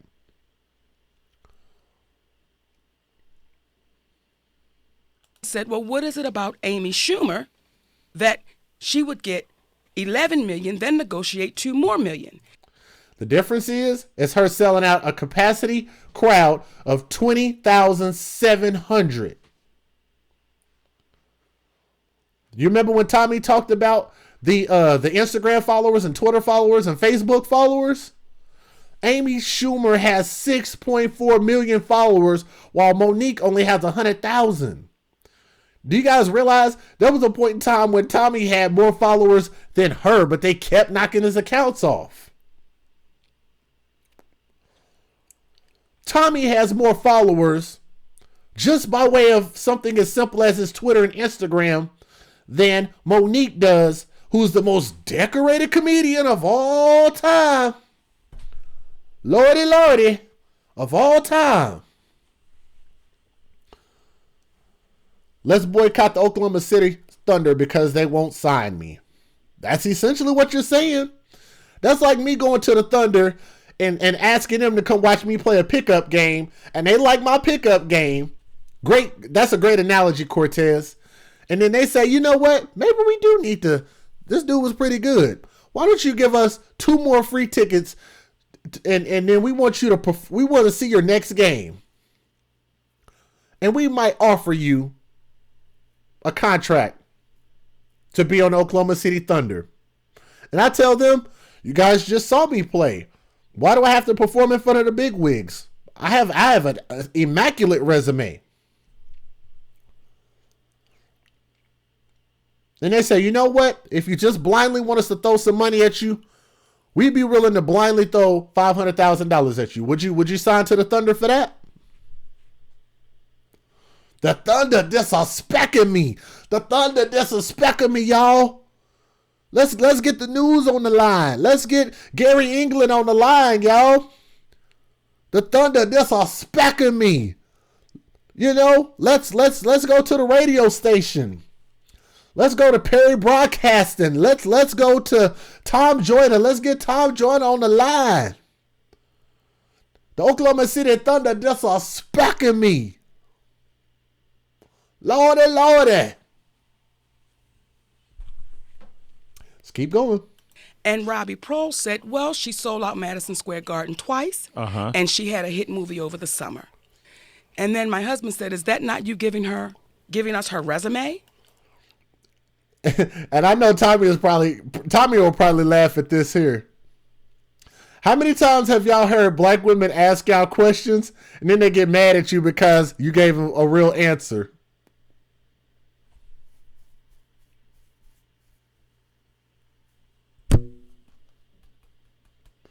Hello.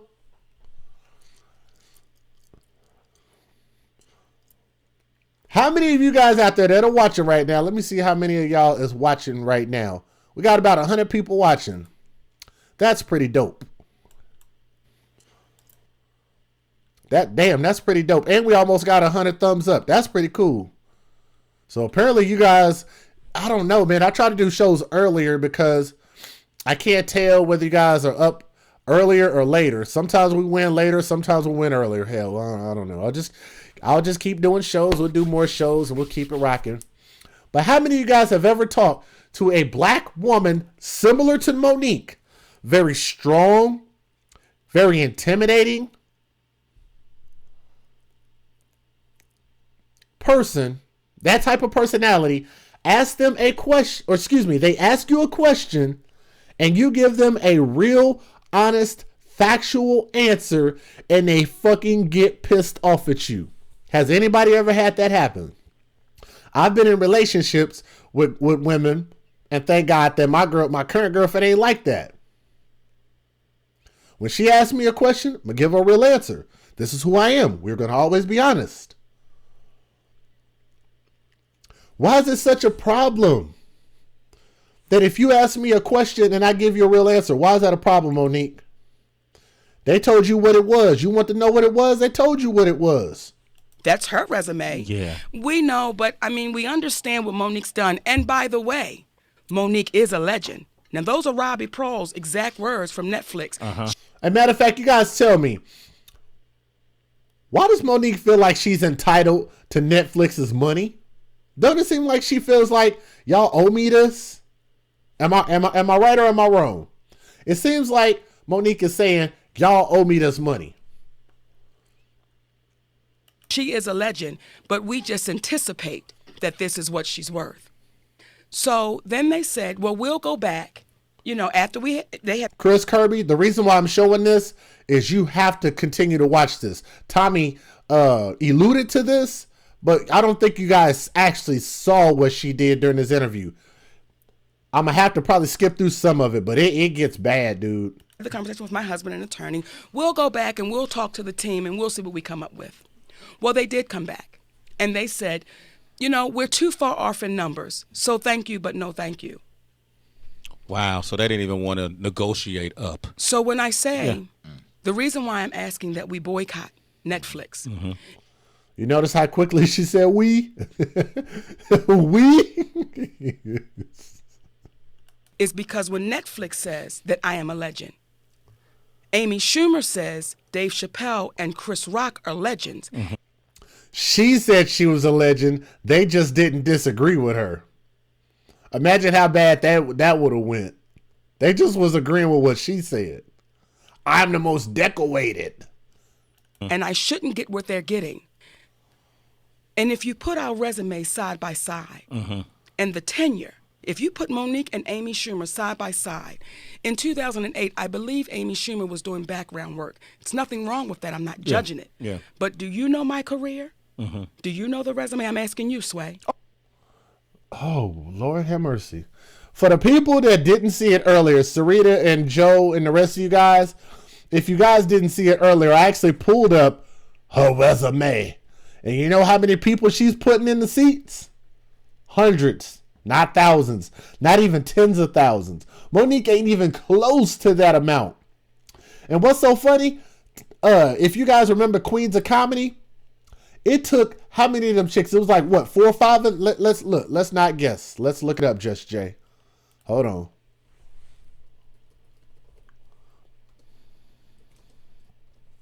Let's look it up.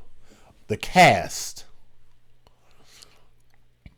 This was back in 2001. Lord have mercy. That's a long ass time ago. All right. Let me see. Miss Laura Haynes, Adele Givens, Samore, and Monique. Oh, that's not impressive at all. Okay. This is awesome. Recorded live at the Orpheum. Tommy, you might love this, bro. Orpheum Theater in Memphis, Tennessee. Ooh, wee. Let's look this up. Orpheum Theater. Jason Gunn, what am I about to do? We're going to look up the capacity. Oh. Hey, somebody wake my brother Tommy up. Tommy, are you there? Queens of Comedy. The Queens of Comedy. The Queens of Comedy. Okay? Now, at this point, what they're saying, these are the top black comedians in the game. The Queens. Let's compare that to the Kings of Comedy.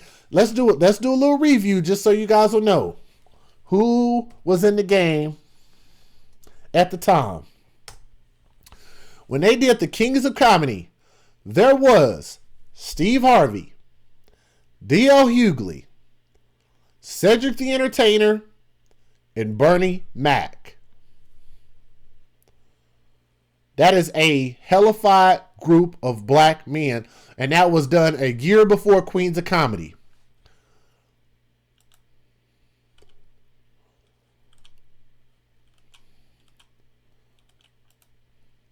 Let's go back.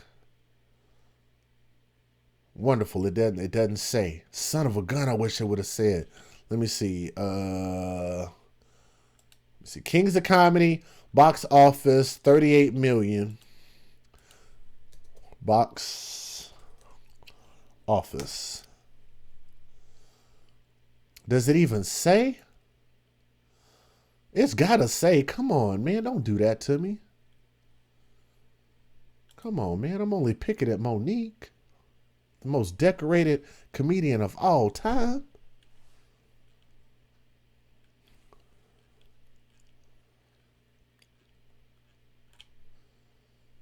If anybody can find out what Queens of Comedy did box office, let me know.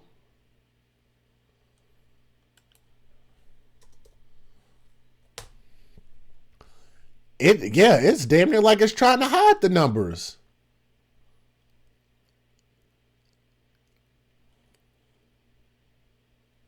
Oh, no, that's The Queen. That's definitely not the right movie. Oh, Jesus, you can't even fucking find it. Okay. Guys, I have a challenge for you guys. If you guys can look up and tell me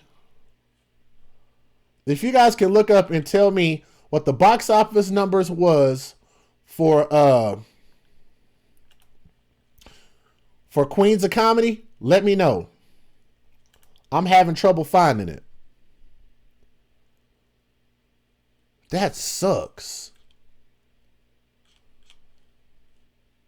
Wow, really? That's how y'all gonna do it, guys? I'm so interested. Because Kings of Comedy did 38 million.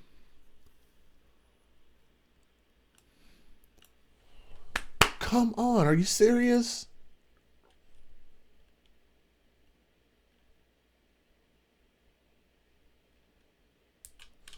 Let me make sure I didn't get no emails. I might have got some emails while I've been sitting online.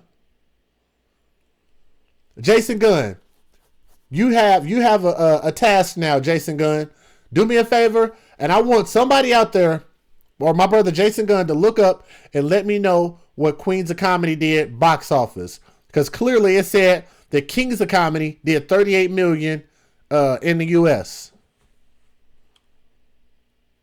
And I'm pretty sure their budget wasn't that high. Let me see. And they performed at the... Where is it at?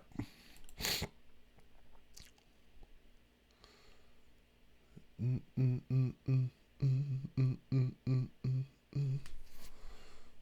me see where. Okay.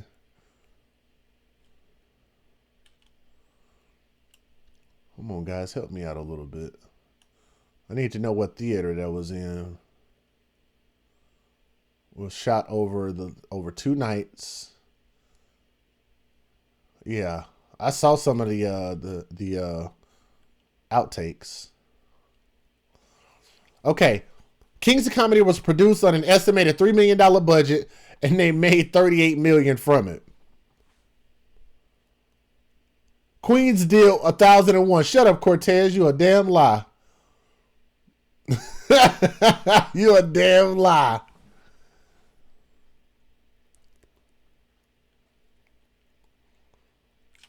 Where the hell was Kings of Comedy filmed at? Come on.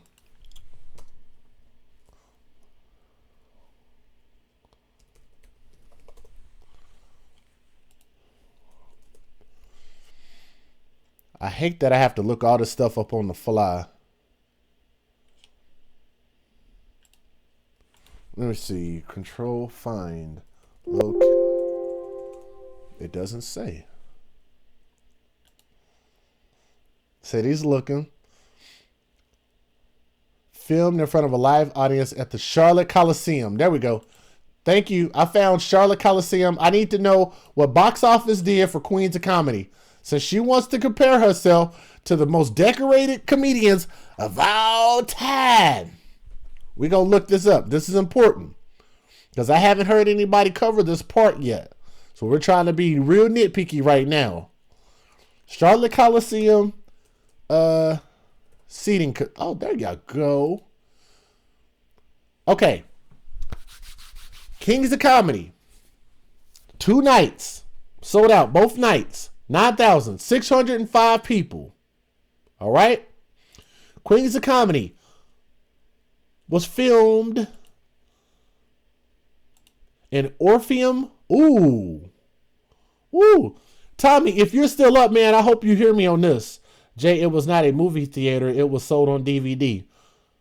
Find the DVD numbers. There's got to be something. Okay, so it's not going to come up on the box. Okay, I got you. Let me see. Let's type in revenue.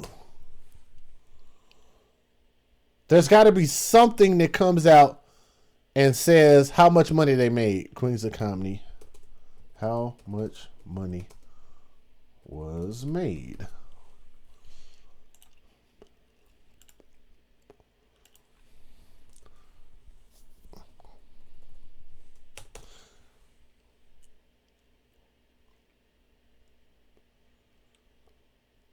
It still doesn't say. Well, they must be keeping this a secret.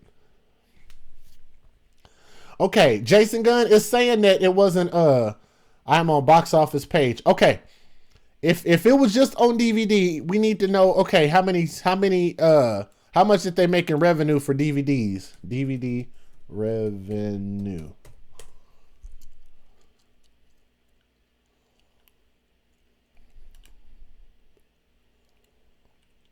Get the hell out of here. Come on, man.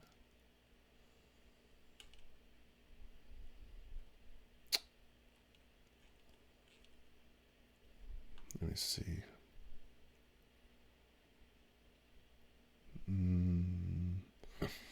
Product details.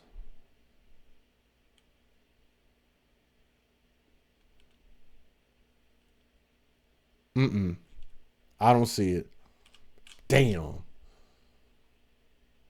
That's crazy. It doesn't say. And I find that crazy because they got records of everything. That's bullshit. They know exactly how many damn DVDs they sold. But check this out, guys. Kings of Comedy, at the time, sold twice. 2 shows, 2 nights. Bojangles Coliseum or what's called Bojangles Coliseum, Charlotte Coliseum in Charlotte, North Carolina, which is where Kings of Comedy was shown. The seating capacity, 9,605. So since they did 2 nights, multiply that by 2. 9,605 by 2. 19,210 tickets that were potentially sold. Queens of Comedy, Orpheum Theater, seating capacity, 1,976. Now, how many nights did they do there? Well, let's find out.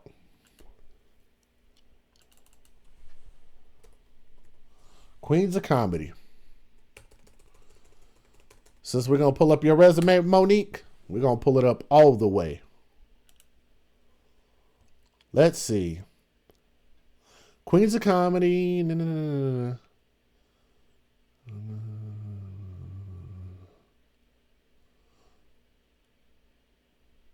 Premiered on Showtime.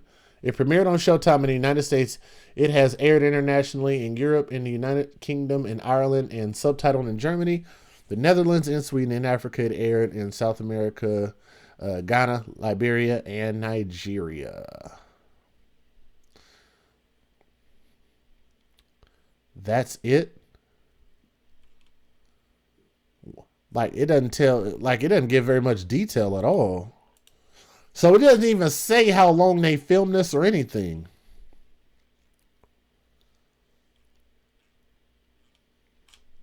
Boy, they are, wow. And you know what? Don't think I forgot what I saw in that chat. Somebody said they had never even heard of her before. That's not the first person I've ever heard say that.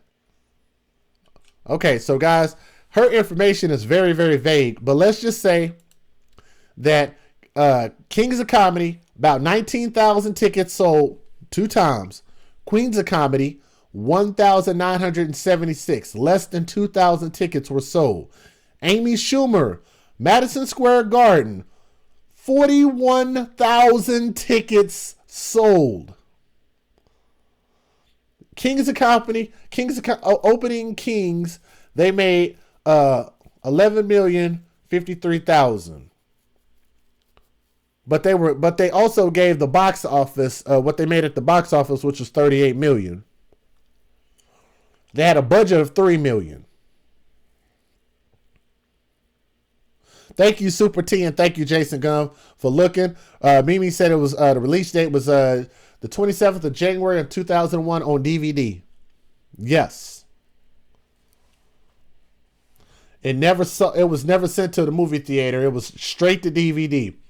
Now, you guys have all heard the jokes of straight to DVD movies, right? That's not a positive attribute.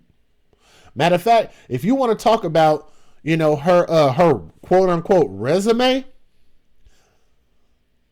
Okay, yeah, no problem, Super T. I appreciate that, bro. If you want to talk about her extended resume, then you could also say that when you talk about the thing that she won an Academy Award for, was actually originally a Sundance Film Festival movie.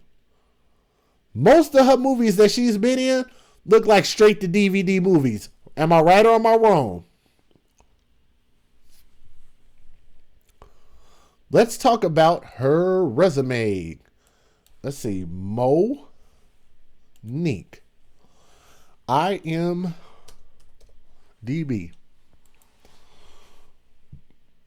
Filmography. Oh, Lord have mercy. They gonna give me all of her awards too? Oh, we'll take it. We'll take it. We might have to cut this out and repost this for Monique. Almost Christmas. I'm sorry. I didn't watch Almost Christmas. I didn't. Interwoven. Bessie. Didn't see it.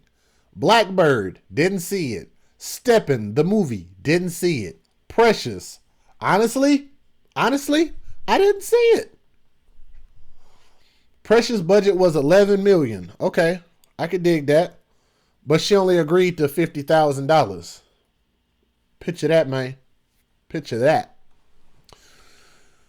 Welcome Home, Roscoe Jenkins. I had that movie. I like that movie. Okay, cool. Ugly Betty. I didn't watch Ugly Betty, but I do know about Ugly Betty. I'll give her that. Boondocks. A lot of people love the Boondocks. Nip Tuck. I didn't watch Nip Tuck. I watched maybe 1 or 2 episodes. The Rugrats. I didn't know she was a voice in the Rugrats. Beer Fest. I did watch Beer Fest, and honestly, I don't remember her being in Beer Fest. That was mainly an all-white movie for the most part. Fat Girls. I barely remember Fat Girls. I don't even remember watching it. Next movie, Irish Jam. Farce of the Penguins. That's not Happy Feet. Happy Feet is also Penguins. Farce of the Penguins. Never heard of it. Domino. Never heard of it. Shadow Boxer. Never heard of it. Hair Show. Never heard of it. Soul Plane. Didn't watch it. The Parkers. Hated it. The Bernie Mac Show. Loved it. Good Fences. Never heard of it. No, she was a voice in it at some point. Packer Girl. The Proud Family. A lot of people have heard of it. I didn't watch it. Half Past Dead. I don't remember her being in that, but I'm pretty sure I saw it. Two Can Play That Game. Saw it. Didn't like it. Baby Boy. Classic. Love it. She was only in there for like a half a scene, but they're giving her credit for that. So cool. That was when they was the mom, Jodie's mom, and her friend were sitting at the table playing cards while he was in there talking about what he was getting ready to start boosting, what he was getting ready to start stealing and selling in hair shops. All right. The Hughleys. I don't remember her being on there, but I watched the Hughleys a few times. Moesha. Not my thing, but I watched it a few times. And Three Strikes. Never saw it. I mean, is that an impressive resume? I think it's a resume. I don't think it's an impressive resume, but, you know, what do I know? She was a writer in Monique, I Could Have Been Your Cellmate, video released in 2007. Never heard of it. The Big Black Comedy Show, Volume 2. Let's look this up. What the hell is that? Starring Ralphie May? The Big Black Comedy Show, live from Los Angeles. Joe Claire, which was Joe Cleese. Shanika, I have no idea who that is. Alex Thomas, I have no idea who that is. And I do know Joe Torre. Ralphie May, I have no idea who that is. He looks like a low budget Fluffy. Gabriel Iglesias. So Monique, Rodman, Sexy Marlowe, Ralphie May, Vince Morris, and Jay Phillips. I don't know any of those people.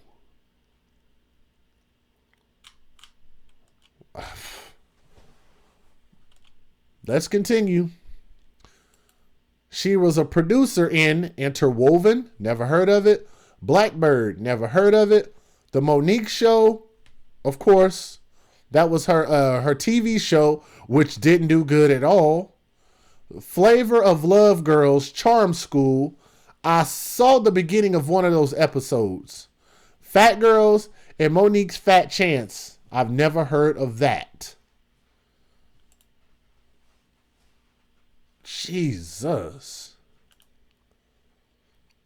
Man, you got to be kidding me, dude. I want to find her awards. Where are these so-called awards? Oh, wow. Here we go.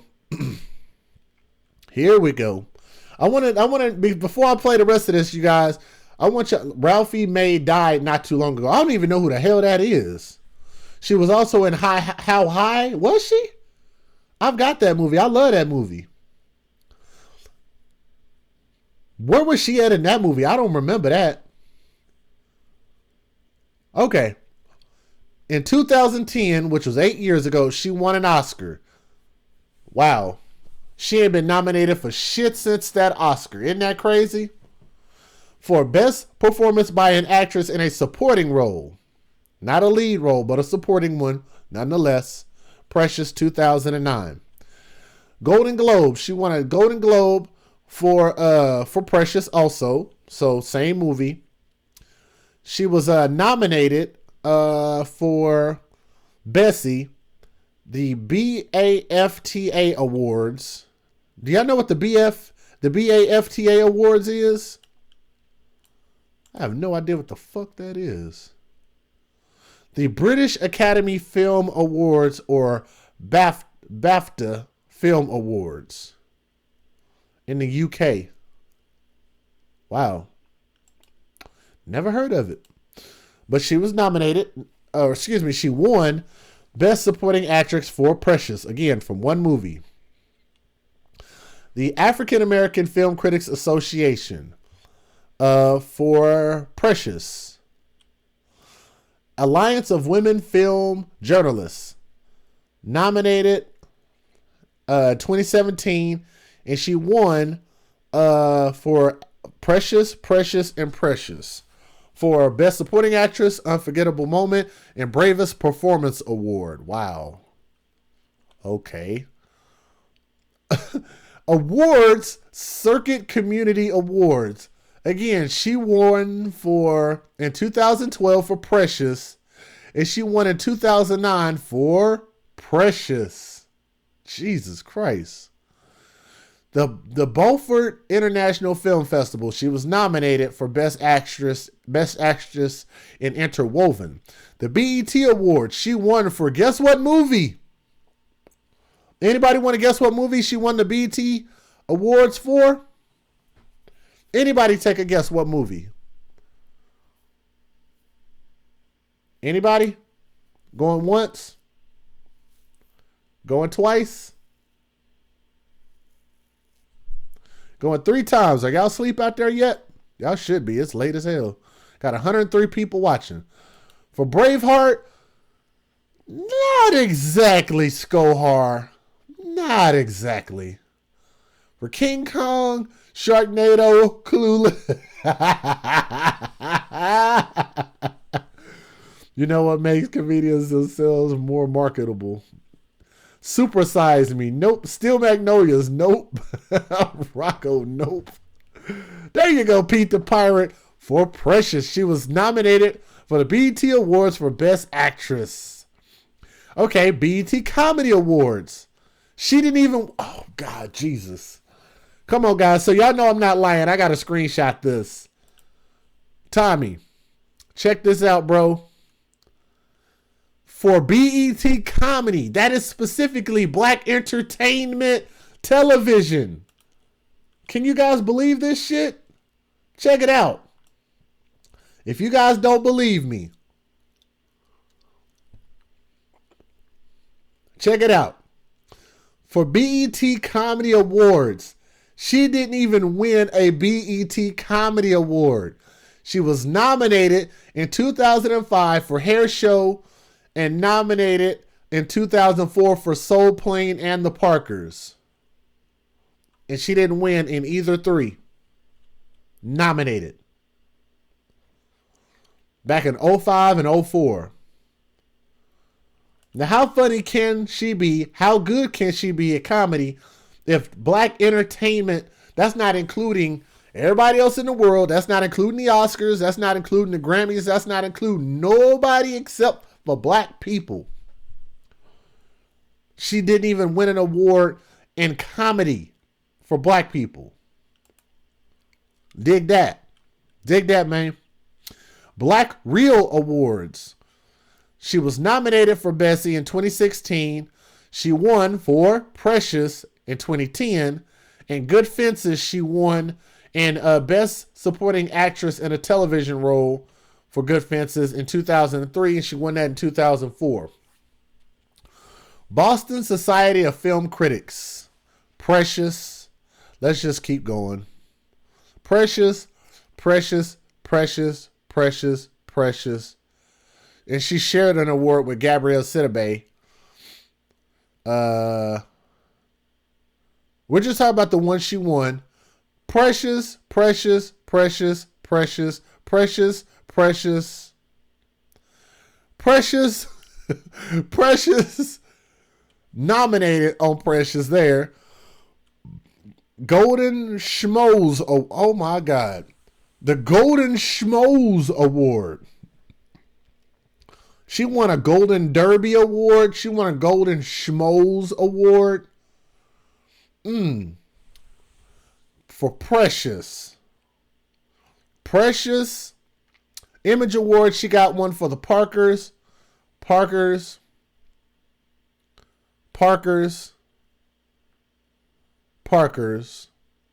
Then, Indiana Film Journalists Association, Precious. IndieWire Critics Poll, Precious. International Cinephile Society Awards, Precious, Precious, Precious, Precious, Precious, Precious, Precious, Precious, Precious, Precious, Precious. Phoenix Film Critics Society Awards, Precious. Precious. Satellite Awards, Precious. The Schmoes. I swear to God, dude. Look it up. IMDb.com/name/NM0594898/awards. I'm not making this shit up. I promise you that. Screen Actors Guild Awards, Precious.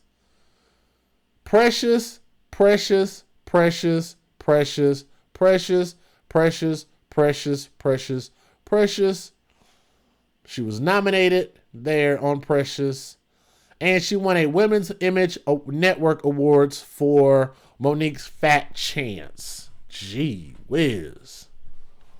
I just ran down her whole list. What's funny about her being the most decorated, she only got decorated for one fucking movie. Wasn't a lead role, it was a supporting role. Now, granted, some people will say it doesn't matter about the supporting role, whether it was a lead role or whether she was in there for 2 seconds. It doesn't matter, and I get that. I'll give you that. But damn, these awards that she's claiming that she got them because she got them from a movie that she got paid $50,000 for. Keep in mind that when Tyler Perry told her that she needed to promote this movie, she said that they need to pay her to promote it. Now, let's get back off the bullshit. Let's watch some more of the Sway show. I'm going to have to fast forward a little bit. Oh, yeah. Now, right. Yeah. I'm asking you, do you think that I deserve to get what the legends got because Netflix considered me a legend? Mm-hmm. Or do you think they agreed with you that you said you were a legend because of your resume? Think that I should get the $500,000 because for some reason a black woman that's a legend doesn't deserve what a white woman who's a journeyman gets.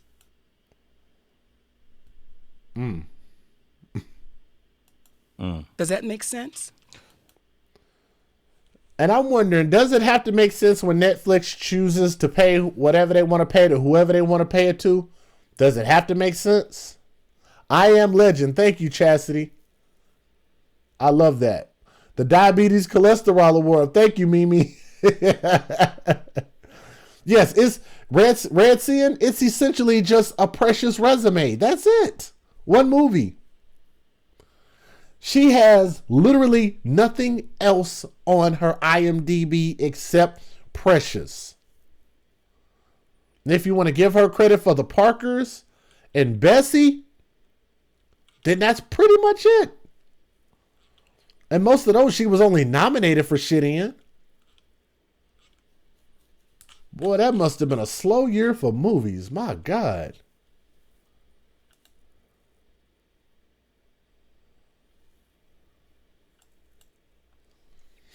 But let's keep going. Not when you put it like that. And knowing who you are and your brand, I do definitely think that you're worth millions of dollars for a Netflix special. I don't know how, Dave Chappelle. Now, keep in mind, they did pay her millions of dollars. They offered her millions of dollars for a Netflix special. The problem was they put stipulations on it, and she didn't like stipulations. Is Dave Chappelle. Yes. Chris Rock is Chris Rock. Yes. Right. Not even taking anything away from Amy Schumer. This request as per her convenience. Daniels, Oprah Winfrey, Tyler Perry, and Lionsgate. They know what they put out was untrue. They know it so well, Sway, that when Tyler Perry called us from the Bahamas after they saw that piece at the Apollo, he said, Monique, you were right, and I was wrong. I'm sure that's not what they said. Red Sin said Legend of Precious. That's absolutely right. Well, apparently she is, Mimi. Apparently she is. Tyler Perry told you that. Now, let me ask you something. If you heard him say that, if you heard Tyler Perry say, Monique, you were right and I was wrong, what do you think about that? I can't talk to them now because y'all got it too hot in the street, like we were selling kilos of cocaine. Right. Wait, Okay. say 8-ball, Monique. Right. That's Okay. where So the we're 8-ball gonna tie came it from. together. We're gonna tie it together. I can't. Yeah. Oh, and you know what? I forgot. Tommy did show some of this, I believe. Yeah, he did show this, I think. Y'all should have told me. I forgot. Tommy did show some of this, if not all of it. People right now, and this is the same man that touched T.D. Jakes on the head and gave him $1 million, and T.D. Jakes did the electric boogaloo because Tyler Perry was anointed. So when my husband says, well, Tyler Perry, what would Jesus do? What would Jesus do? And Tyler Perry, once again, we get that long pause. Where the black ball came from, I really don't know. I don't know. Okay. You know? But how is he supposed to know where the black ball came from when literally Monique brings all of this shit on herself? How is he supposed to know? We are... Golden Globes, hashtag Time's Up. I appreciated that emotional speech. But I want every black woman listening to answer this question if you can. Heather B., do you remember the time Oprah Winfrey went to the Image Awards and got up on stage and talked about equality for black women? Well, now that she says that, I want to know, when was the last time that you ever heard Monique get up and talk about the rights of black women? Ever. In the film industry, in the TV industry, in the comedy industry. Anybody? Mimi, Super T, Pinko Kami, Chaz, Sarita, Darcy, Chris, Cortez, Jason. Have any of you guys ever seen Deb's Death Insurance? Tim, have any of you guys, Ouija, have any of you guys ever seen that No Monique, ever seen her at any point in time in her illustrious career fight for any women's rights or fight for any black rights?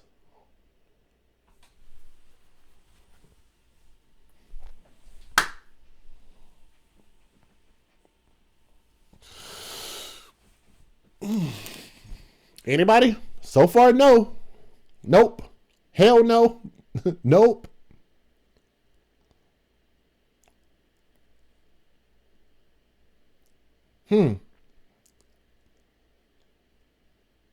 Can't recall.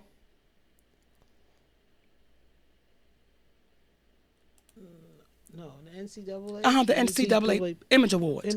But she's calling other people out on what they haven't done for the black community.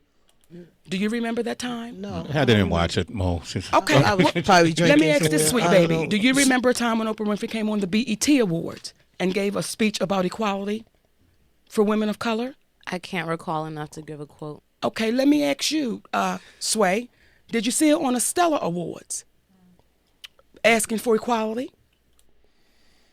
While she's talking about on awards, since she's won all of these awards for Precious, while she had all of this time to win all of these awards for Precious, have you guys ever heard her ever bring up any time during all of these awards, 57 wins, 25 nominations? Has she ever took any of those moments to fight for black women's rights or for women's rights or for black people's rights? Ever? That's the Gospel Awards. That's the Gospel. That's the Black Gospel That's Awards. what I see His calls. So he called me up in tears and said to her, why is it that everyone wants Monique to work for free? At what point do we draw the line in the sand? The offers. So now who is this man to question us? Now keep in mind, if y'all want to know what she's talking about as far as working for free, then what she's actually referring to is when they asked her to promote the movie Precious that she was in, that she got paid to be in. They just asked her to promote it. What Tyler Perry said is, if you promote this movie and promote it right, this movie will garner you a lot of success, and this movie will garner you more contracts for your next movie. That was the point about why he was telling her to promote it. Just so you guys know. While we're giving her these offers, hear my name. Mm-hmm. And Clint, do you know what happens? That makes sense. We got to hear that part. Hold on, let me back it up. This is Tommy's favorite part right here. Make that make sense. Let me back it up. All right, here we go. You know Richard Pryor called you Mrs. Richard Pryor.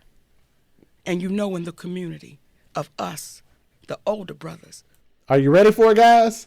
We look at you as Richard Pryor, just in a female way. But Netflix felt like I was only worth $500,000. Can you make that make sense?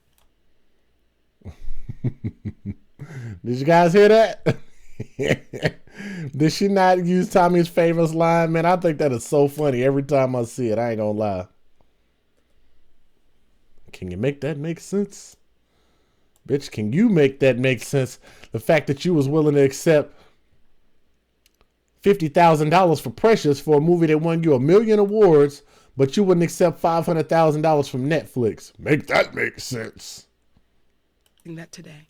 I'm gonna take a couple of calls. On your IMDb, I think it was 2016. Almost Christmas was the last major listing I'm looking at, right? Is yes. It? Yes. So people aren't even giving you a chance. Like, what would it take? You have to ask the question, how much more do I have to do? Yeah. That's a hell of an answer, boy. What he said, what is it going to take to get you hired? And she said, what more do I have to do?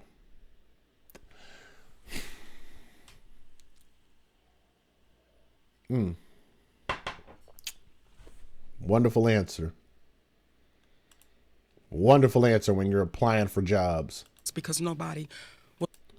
It is in my spirit to speak up.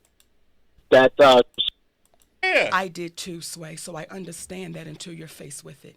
Okay. See, I did too believe that Oprah Winfrey called me as my sister when she called me up to tell me my brother was coming on her show. Mm-hmm.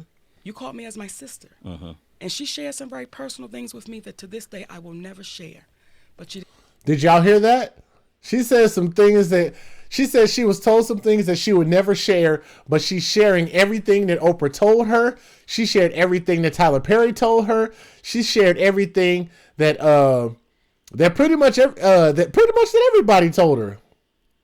She shared the emails, the emails that Netflix sent her, the correspondence, the offers, except the $3 million offer that she was initially offered.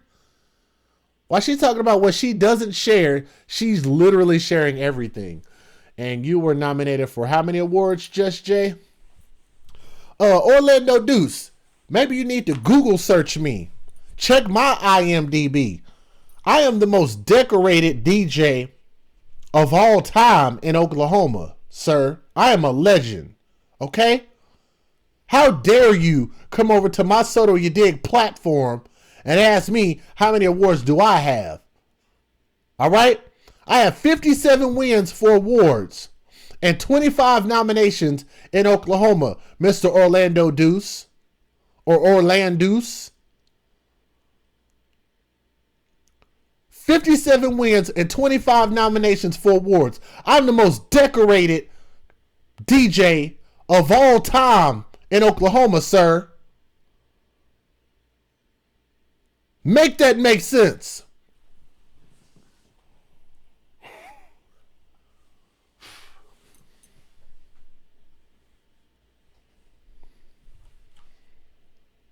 didn't tell me my mama was coming. But you called me as my friend. But you didn't tell me my mama was coming on your show. So those are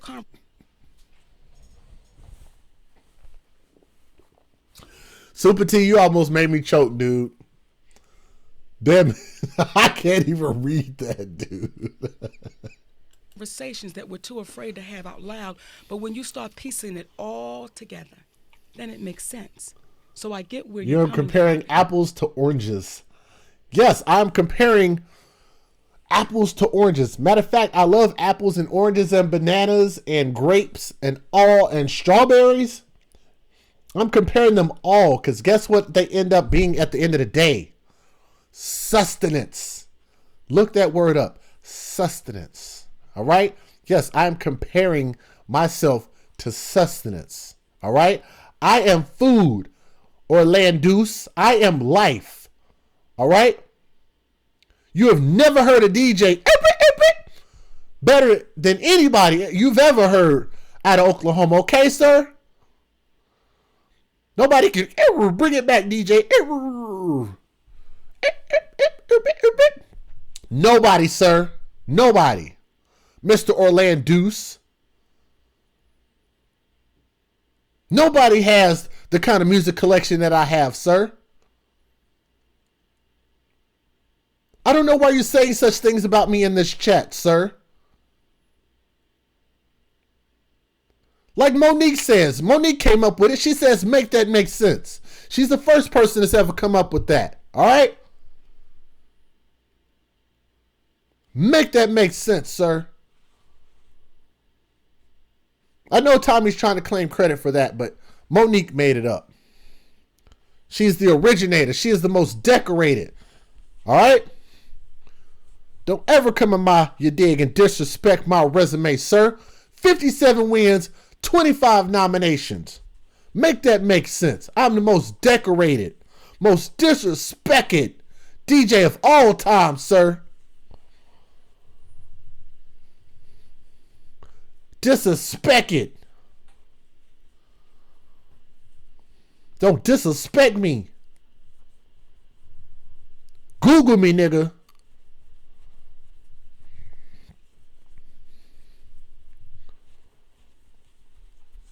Of all time.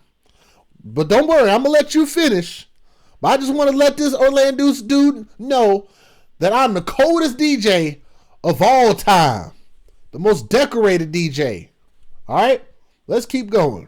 Because I was that way too. Oh my God, it's this one, it's that one, it's this one. Well, I've been to the Wiz. And I've been behind the curtain. You saw what's behind the curtain. And I saw it was a little man saying, oh, I was trying to fly my balloon and it crashed. Now, I've seen it. I don't know if y'all noticed this, but this woman is holding on to this man's hand in a weird way. Y'all noticed that? Yeah. And I can't hold on to it. I'm opening up the phone lines. You guys, let us know your thoughts. JC from San Antonio. Good morning, JC. Go Spurs. Hey, San Antonio is in the house. Yep. What's up, baby? It's Slow Boogie, HB. Anytime you come to San Antonio, holler at your boy. All right. Monique, I love you, and I honestly am a fan of all parties involved. And Sway, you said it best, man.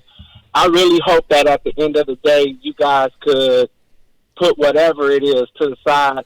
Bring it, Jay, from 90 minutes south of y'all. I'm in Wichita Falls. 90 minutes south? So bro, what city are you in? Let me know what city you in. I'm curious about that. Yeah, and yes, they screen the calls, of course. They wanna know who they getting on. Oh yeah, I'm gonna listen up to that white guy's part. Come together and bring y'all talents and resources together to open up opportunities for other young sisters and brothers that's looking up to all of you guys. Yes. I love you, Monique. You're one of the realest persons I've ever met. What's up, Esther? Thank you for being here. Hit the thumbs up for me, sweetheart. I know you meet a lot of people, but I've met you before, and that show you did from prison when you let the young lady sing, that's you, and you can't put a price on that. Thank you, baby. I appreciate you, brother. Now let me ask you, Jay, just to get your opinion. Do you think I should get the $20 million that Dave and Chris are getting because Netflix consider me a legend as well? Hell yeah, and I'm a cuss. Up Netflix. Thank you, baby. We appreciate your call, Jay. Is that your hashtag? Did you? She's laughing about fuck Netflix, but she begged Netflix to come to her show. Man. Wow. Fuck them, but you came to them. That's deep, man. That's deep. Damn from man. But you know what? Honestly, UFO Kamikaze, I don't even think Brother Polite would be that freaking retarded. I really don't. Brother Polite actually has some level of common sense when you dig, beneath the pro-black bullshit. Even Tommy's exposed that the dude actually does have some common sense when you get past this bullshit. I don't even think Brother Polite is that damn dumb. Hey, what up, Dan? What up, Dan? Hey, baby. Hey, boo. Huge fan of the show. I can't believe I got on. First time, long time. All right, now listen to this, y'all, and I'm going to cut it off at this point. Thank you. Holy moly. Monique, I don't want to take the wind out of your sails here. But sure. Every name you've dropped, I've heard of. I had to pull you up on Google. Did y'all hear that?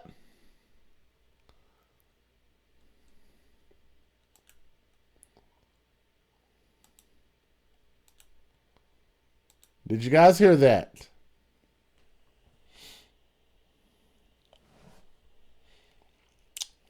Let me see here. Let's back it up a hair here. Let's go.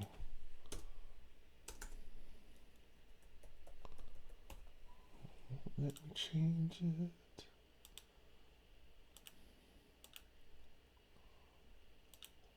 Okay, that's cool too.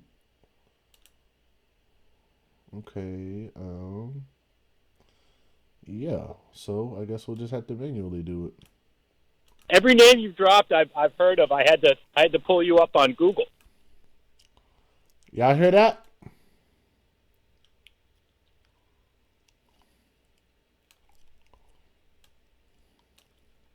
Every name you've dropped, I've heard of. I had to pull you up on Google.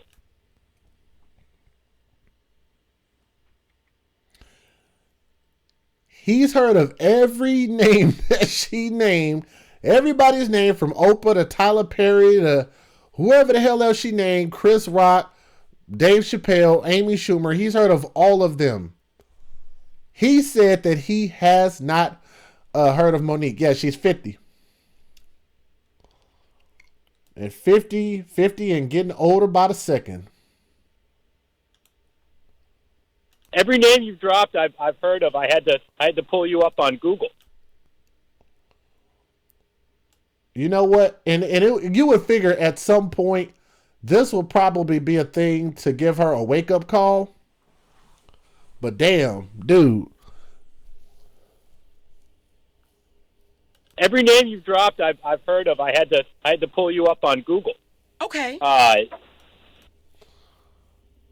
Does that not let you know that she is not the most popular comedian that she thinks that she is? She damn sure can't be worth $20 million if common people don't even know who she is. Never even heard of her name before. That's sad. So I guess my question is, why not go to like Amazon or Hulu? Maybe take this as an opportunity to kind of stick it to the man, if you will, I guess. Good question. Well, let me ask you this. Yeah. Who says I'm not going to those places? Mm-hmm. However, should I not speak out on Netflix? All right, guys, I'm pretty much done with this. Like, that's a clear deflection tactic. Yeah, man, and I appreciate that, bro. I appreciate y'all staying up with me. Shout out to my guy, Tommy. He actually came through, and we pulled up even some things that even Tommy didn't know. He didn't know that some of these venues that she was performing in, the biggest one was probably the one she did for Queens of Comedy, that 1,976 capacity, and that was back in 2001 for Queens of Comedy. Kings of Comedy did a capacity of, 9,000? And they did 2 nights.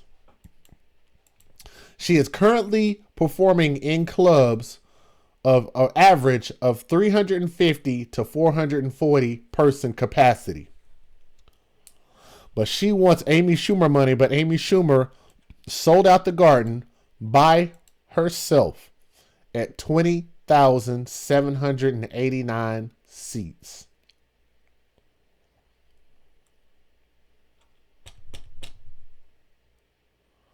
And you wonder why there's such a stark difference in price of what Amy Schumer is worth.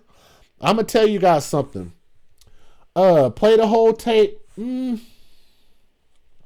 Guys, honestly, I'm going to just give you the link, man. Screw that, dude. Because this is just ridiculous. That's a clip. So shout out to my guy, 48 Diamond. Here's the link, bro. So that way, if I don't end up finishing this or anything like that, I'll give you the link. So that way you can just click it and just watch it whenever you get a chance. But check this email again. All right, so nobody wanted to join the panel. That's cool. That makes this pretty easy, because that way I don't have to set up another panel thing. So I guess we had enough people that thought that, you know, I guess I kept them entertained a little bit. And it definitely didn't hurt that my brother Tommy came through, showed some love too. That always helps. Monique net worth is 13 million. Yeah, I know. But for the rest of you guys that don't know, yeah, I know, Jason. I'm about to end it, bro. But yeah, that's 100% right. She's only worth 13 million bucks. And the crazy part about that, she actually has tax debt right now, $3 million. So if she paid that, knock $3 million off of that, and she's at 10 million bucks. She's not gonna get another dime of millions of dollars. She's not gonna get another $3 million offer or another $500,000 offer. Unless she spends the next 10 years brown nosing and kissing ass, I don't know how she's gonna do it. Honestly. Super T, I don't have any donations to read off, my brother. I think whoever was donating earlier, I think they might have already did what they was going to do for the day. Today is we were on Sunday.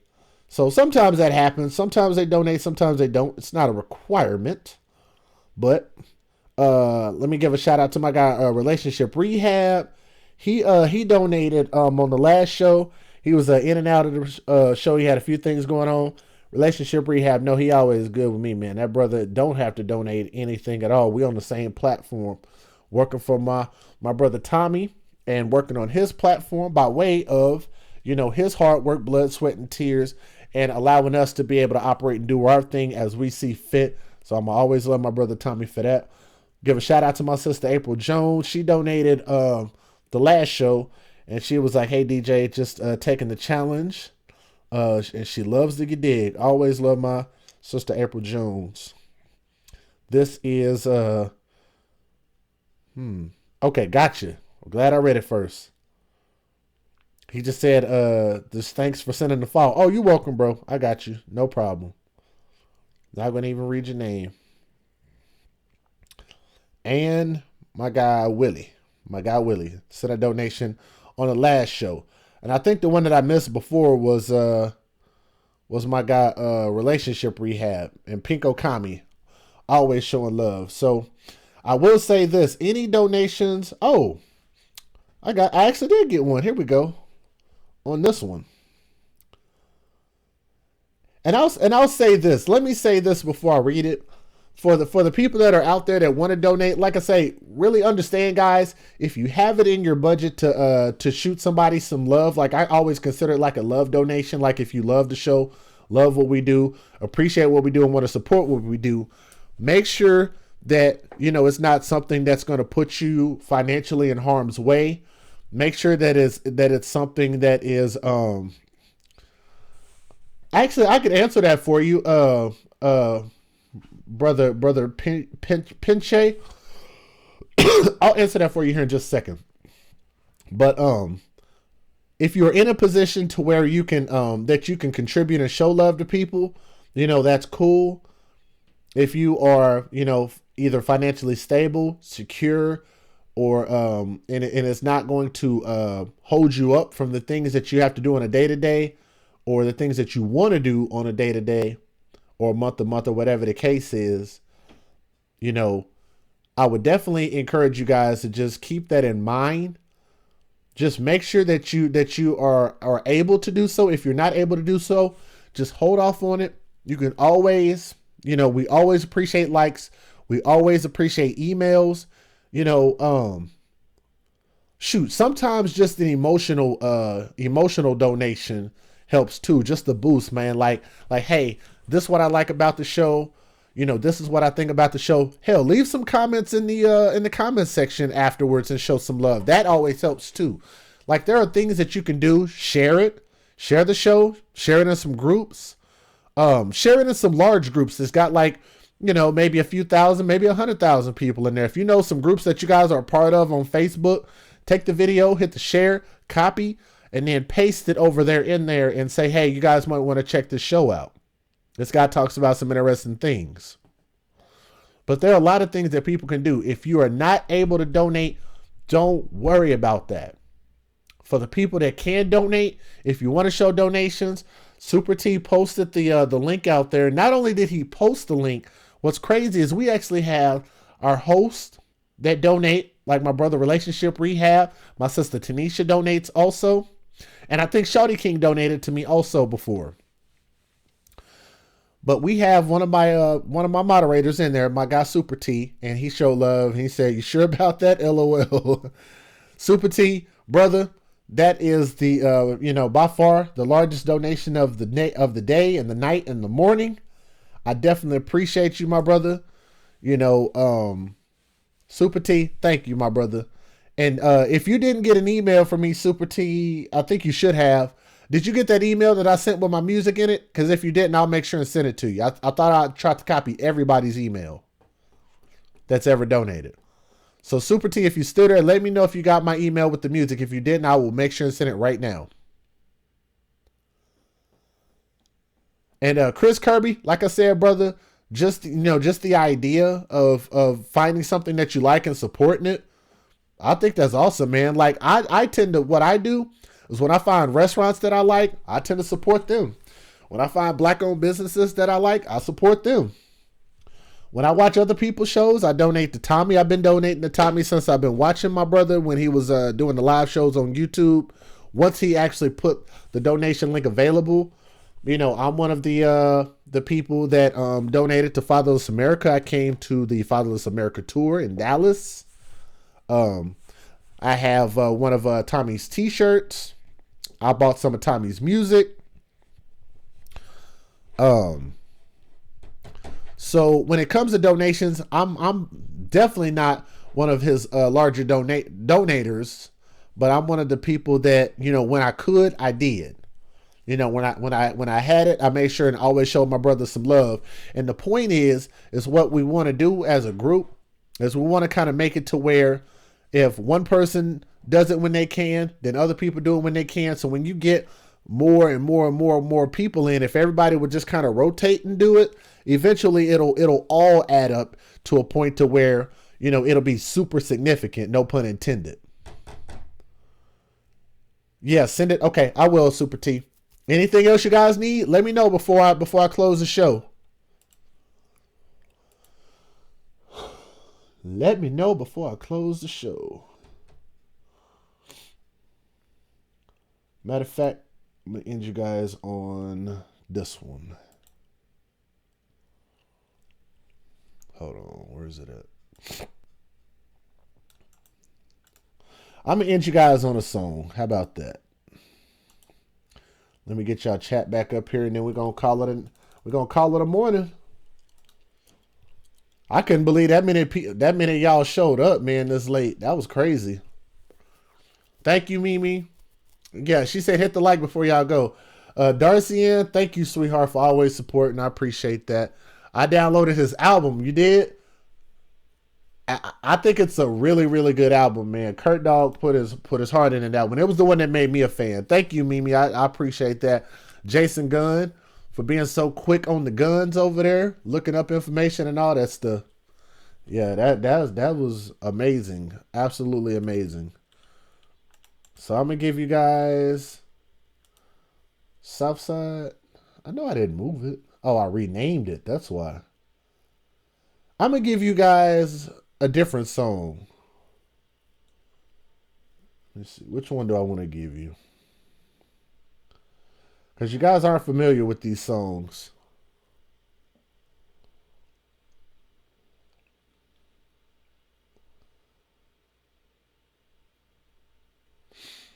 Do you guys want to hear a rap song or do you guys want to hear an R&B song? Let me know which one you want to hear and we'll close this thing out. Fellas, ladies, which one y'all want to hear? Rap or R&B? And I'll play that.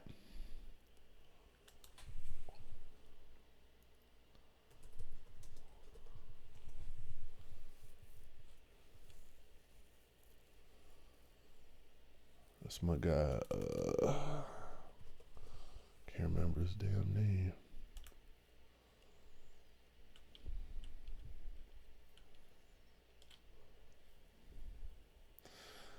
R&B,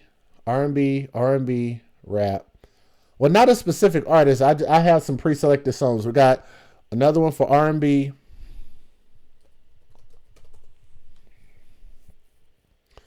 Referee's gonna win. The referee should win, that's for sure. Oh, there we go. There's his name. I had to just find him.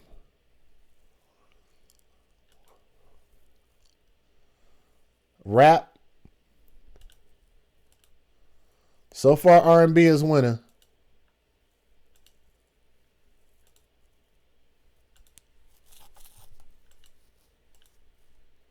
We'll give you guys a few more seconds.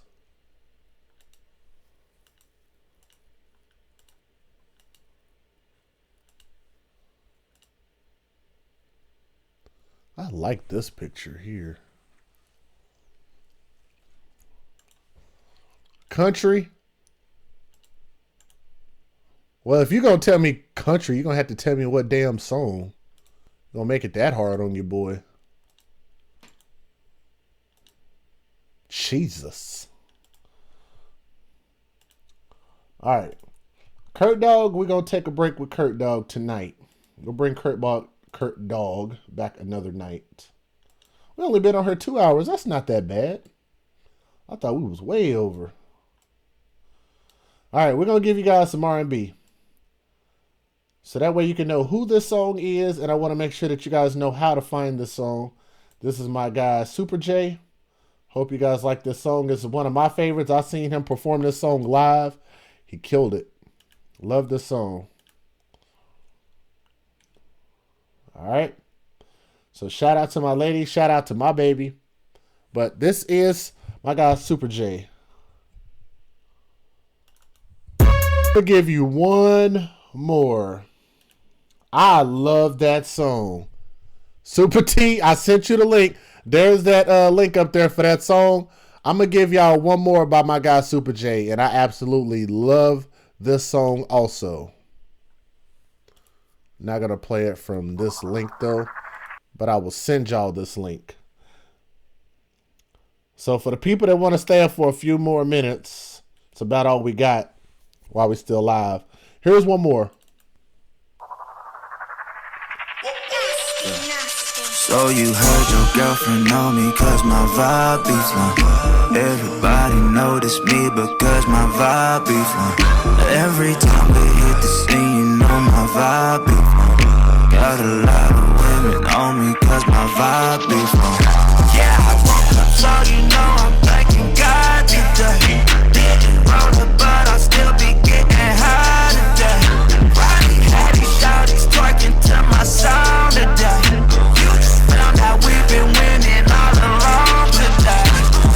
Talking about the things I do is easy. You just hating cause that girl you in look greasy. If she was bad, she'd leave with me. Hope you believe me. Watch me ever know if she can't please me. But she do please, so I ain't leaving. Got a lot of nigga, lot of joy, a lot of zen. Got a lot of get my party talkie out your panties. All I ever hear is Super J, I can't stand it. I'm a rock star and I ain't looking for a family.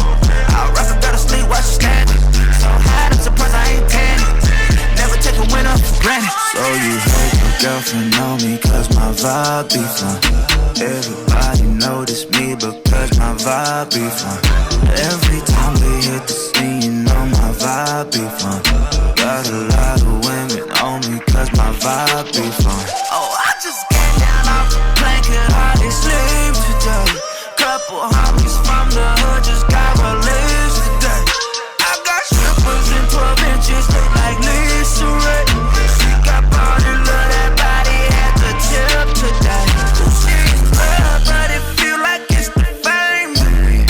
Addicted to the vibe, she wanna stay with me. Nowadays the whole homies ain't the same to me. Nowadays it ain't no game, so don't you play with me. So you heard your girlfriend on me cause my vibe be fun.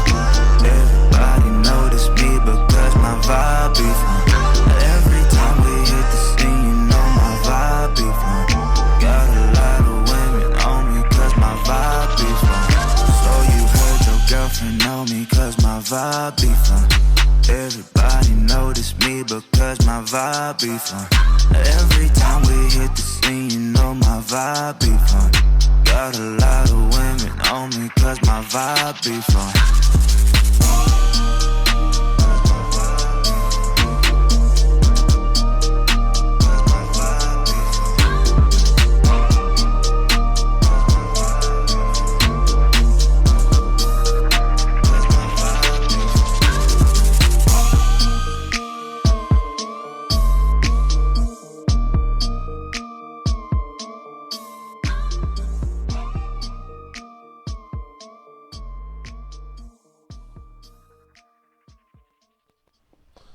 I don't know why that song sounded like that. I don't think the last song sounded like that. That's crazy.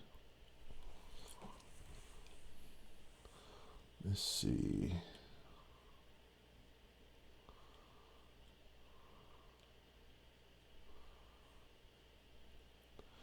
Y'all want one more or y'all want to call it a night?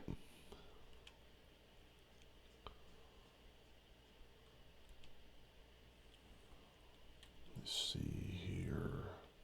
If y'all want to hear another song, just let me know something in the chat. I could probably give you another one.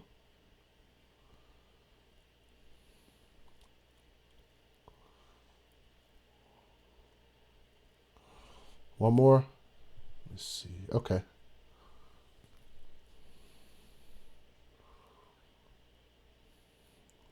Oh, what about the average donation monthly? Do you want to know what my average donation is monthly, or do you want to know what a person should donate monthly? If you'll answer that for me, I can give you an answer because I didn't really quite understand the question. But if I had to take a stab as to what you're asking, I think it's going to depend on everybody. I would say if everybody that watches the show, I think a good average donation would be if everybody that watches the show, if the show shows it's 50 people watching the show, if it's 100 people watching the show, or more than that if they're watching Tommy's show. Yeah, I'm sorry about that, DK. I don't know why I did that. It was just that one song. It seemed like all the other songs were fine. I might have a bad copy of that song. I don't know. But to answer your question, bro, I would say if everybody would participate and everybody that watches the show, if the viewership were a certain number, everybody needs to donate $1. I think that's a fair donation. If everybody donated a quarter, not a quarter, but 4 quarters per show. Yeah, my bad, DK. So to answer your question, Pinche, I'd say $1 if everybody donates that watches the show. If we got $1 per view. That would be really cool. Yeah, I think it's reasonable and it's affordable. So if I do 2 shows a week, that'd be $8 a month. And that's if a person wanted to donate that much. Hell, I think for, I bet you Tommy would be happy if he had, even half the people that donated through his shows. I'd be happy if we did a certain number and if I got half of that number in donations as far as $1 a person. That would be kind of cool if everybody hops on board. So what we do is you have a lot of people that try to take up the slack for everybody else that want to show love when most people don't. So shout out to my guy DK. Anybody that donates, man. With this particular show, DK was the only one that donated. So he was able to take care of, I'm not going to say how many, but he was able to donate on behalf of a good couple handfuls of people. So shout out to my guy DK. Not DK, but sorry, not trying to give away credit, DK. But to my guy Super T is what I meant. My apologies. But Super T donated, to, in a sense where if everybody donated $1, he took care of a lot of people. As far as this particular stream. So it's all up to you guys. Like, if you want to participate, cool. If you don't, if you just want to watch, I always ask that everybody at least donate a thumbs up. That's the least we could do. That's easy. And that costs nothing. If it's free, I feel like we should be doing it. For sure. That's my opinion, though. And everybody's entitled to their opinion, though. Let me see. Let me get Super J up off of my screen real quick. I need to bring in the next artist. I need to make some room for the next artist. Uh-oh. Hold on, Kurt. I didn't say it was you, bro. Hold on.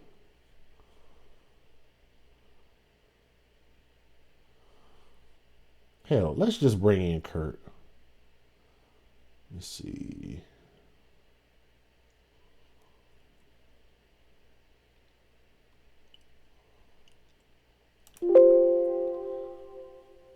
Yeah, I'm going to bring in Kurt Dog. How about that? I'm going to give you guys a Kurt Dog song that I haven't played yet. I got you, bro. I'll turn it down. It was too loud for my phone. And I turned it down like halfway and it was still distorted. Let me try this one.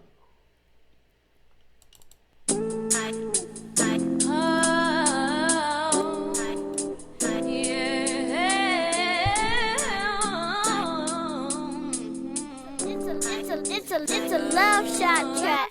Hey girl, hey girl, hey girl, we can get it crackin' tonight.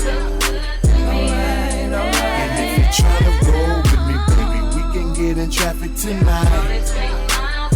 Swing it over here, shorty. Hey girl, hey girl, hey girl, we can sip something tonight. And if you try to feel the high, baby, we can twist something tonight. Swing it over here, shorty. Baby girl looking good, she wearing it well. She be fucking with ballers, it ain't hard to tell. Had to give her my name, told her what could occur. Them girls looking for me, but I'm checking for her. I ain't playing no games, I be keeping the G. I'm just peeping her out, trying to see what I see.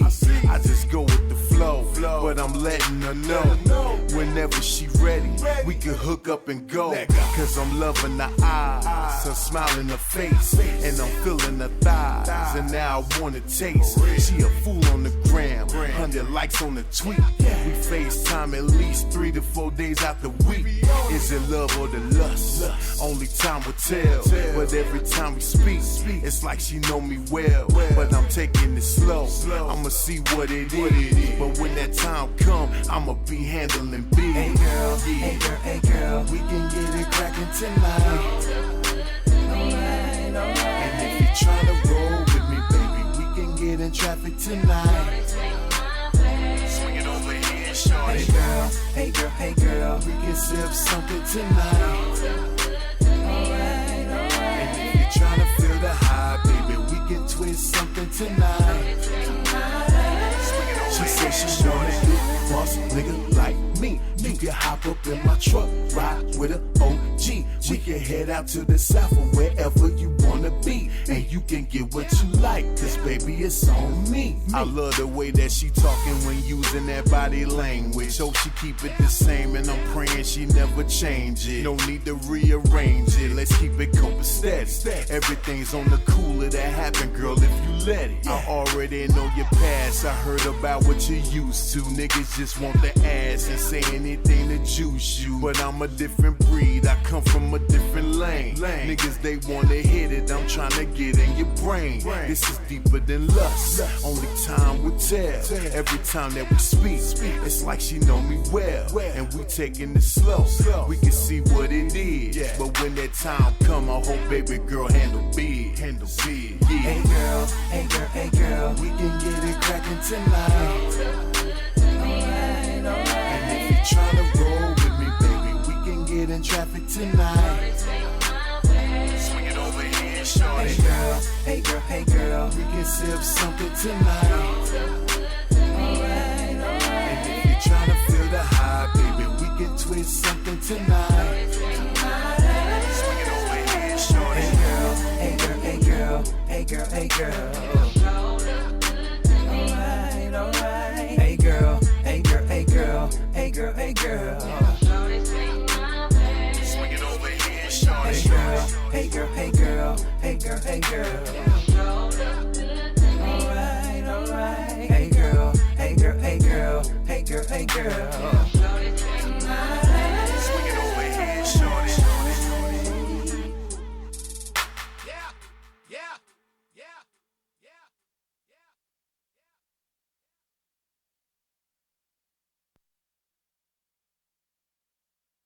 All right, guys, we're gonna call it a night, and I'll continue to work on the sound. Y'all saw I had a lot of issues getting this particular show started, and Tommy came through. Boy, that made my night right there, man. My brother came through just to show a little love, man. I thought that was awesome. You know, he did a damn awesome show, and then came through and showed some love over here, man. As much as I don't want to end it, you know, we have done well. It's right at 2 hours. I'm gonna cut it there. Thank you, Soto Nation. Ouija, you're more than welcome, my brother. Any of those songs that you guys heard, either I can send them to you, or I can send you the links for those songs. I just did not want to think you're going to hear about Josh. He wants to send you a shirt from the upcoming opening of Underdog Skills Football Clinic. Okay. I got you, bro. That's awesome. I just read your message. I don't know how I missed that. Pinche, that's awesome, bro. That's cool. Heck yeah. But again, thank you guys, man. Y'all have a blessed night. And look for me to do another show either Monday or Tuesday. Definitely before Wednesday. But I talked to one of my people that I trust, and they say that we should stream more over here. If you guys think that we should stream more, then just look for me to do some more streams. I'm going to try to keep it interesting, keep a smile on you guys' face, and keep some content up on the You Dig. You guys have been amazing with the support. That's all I can say. The least I could do is try to repay you guys and make sure and continue to do good shows. All right? You guys be safe. Get home the same way that you got here, safe and sound. This is your boy DJ Just J signing off. Love you guys, man. Y'all have a great night. Please don't drink and drive. Peace.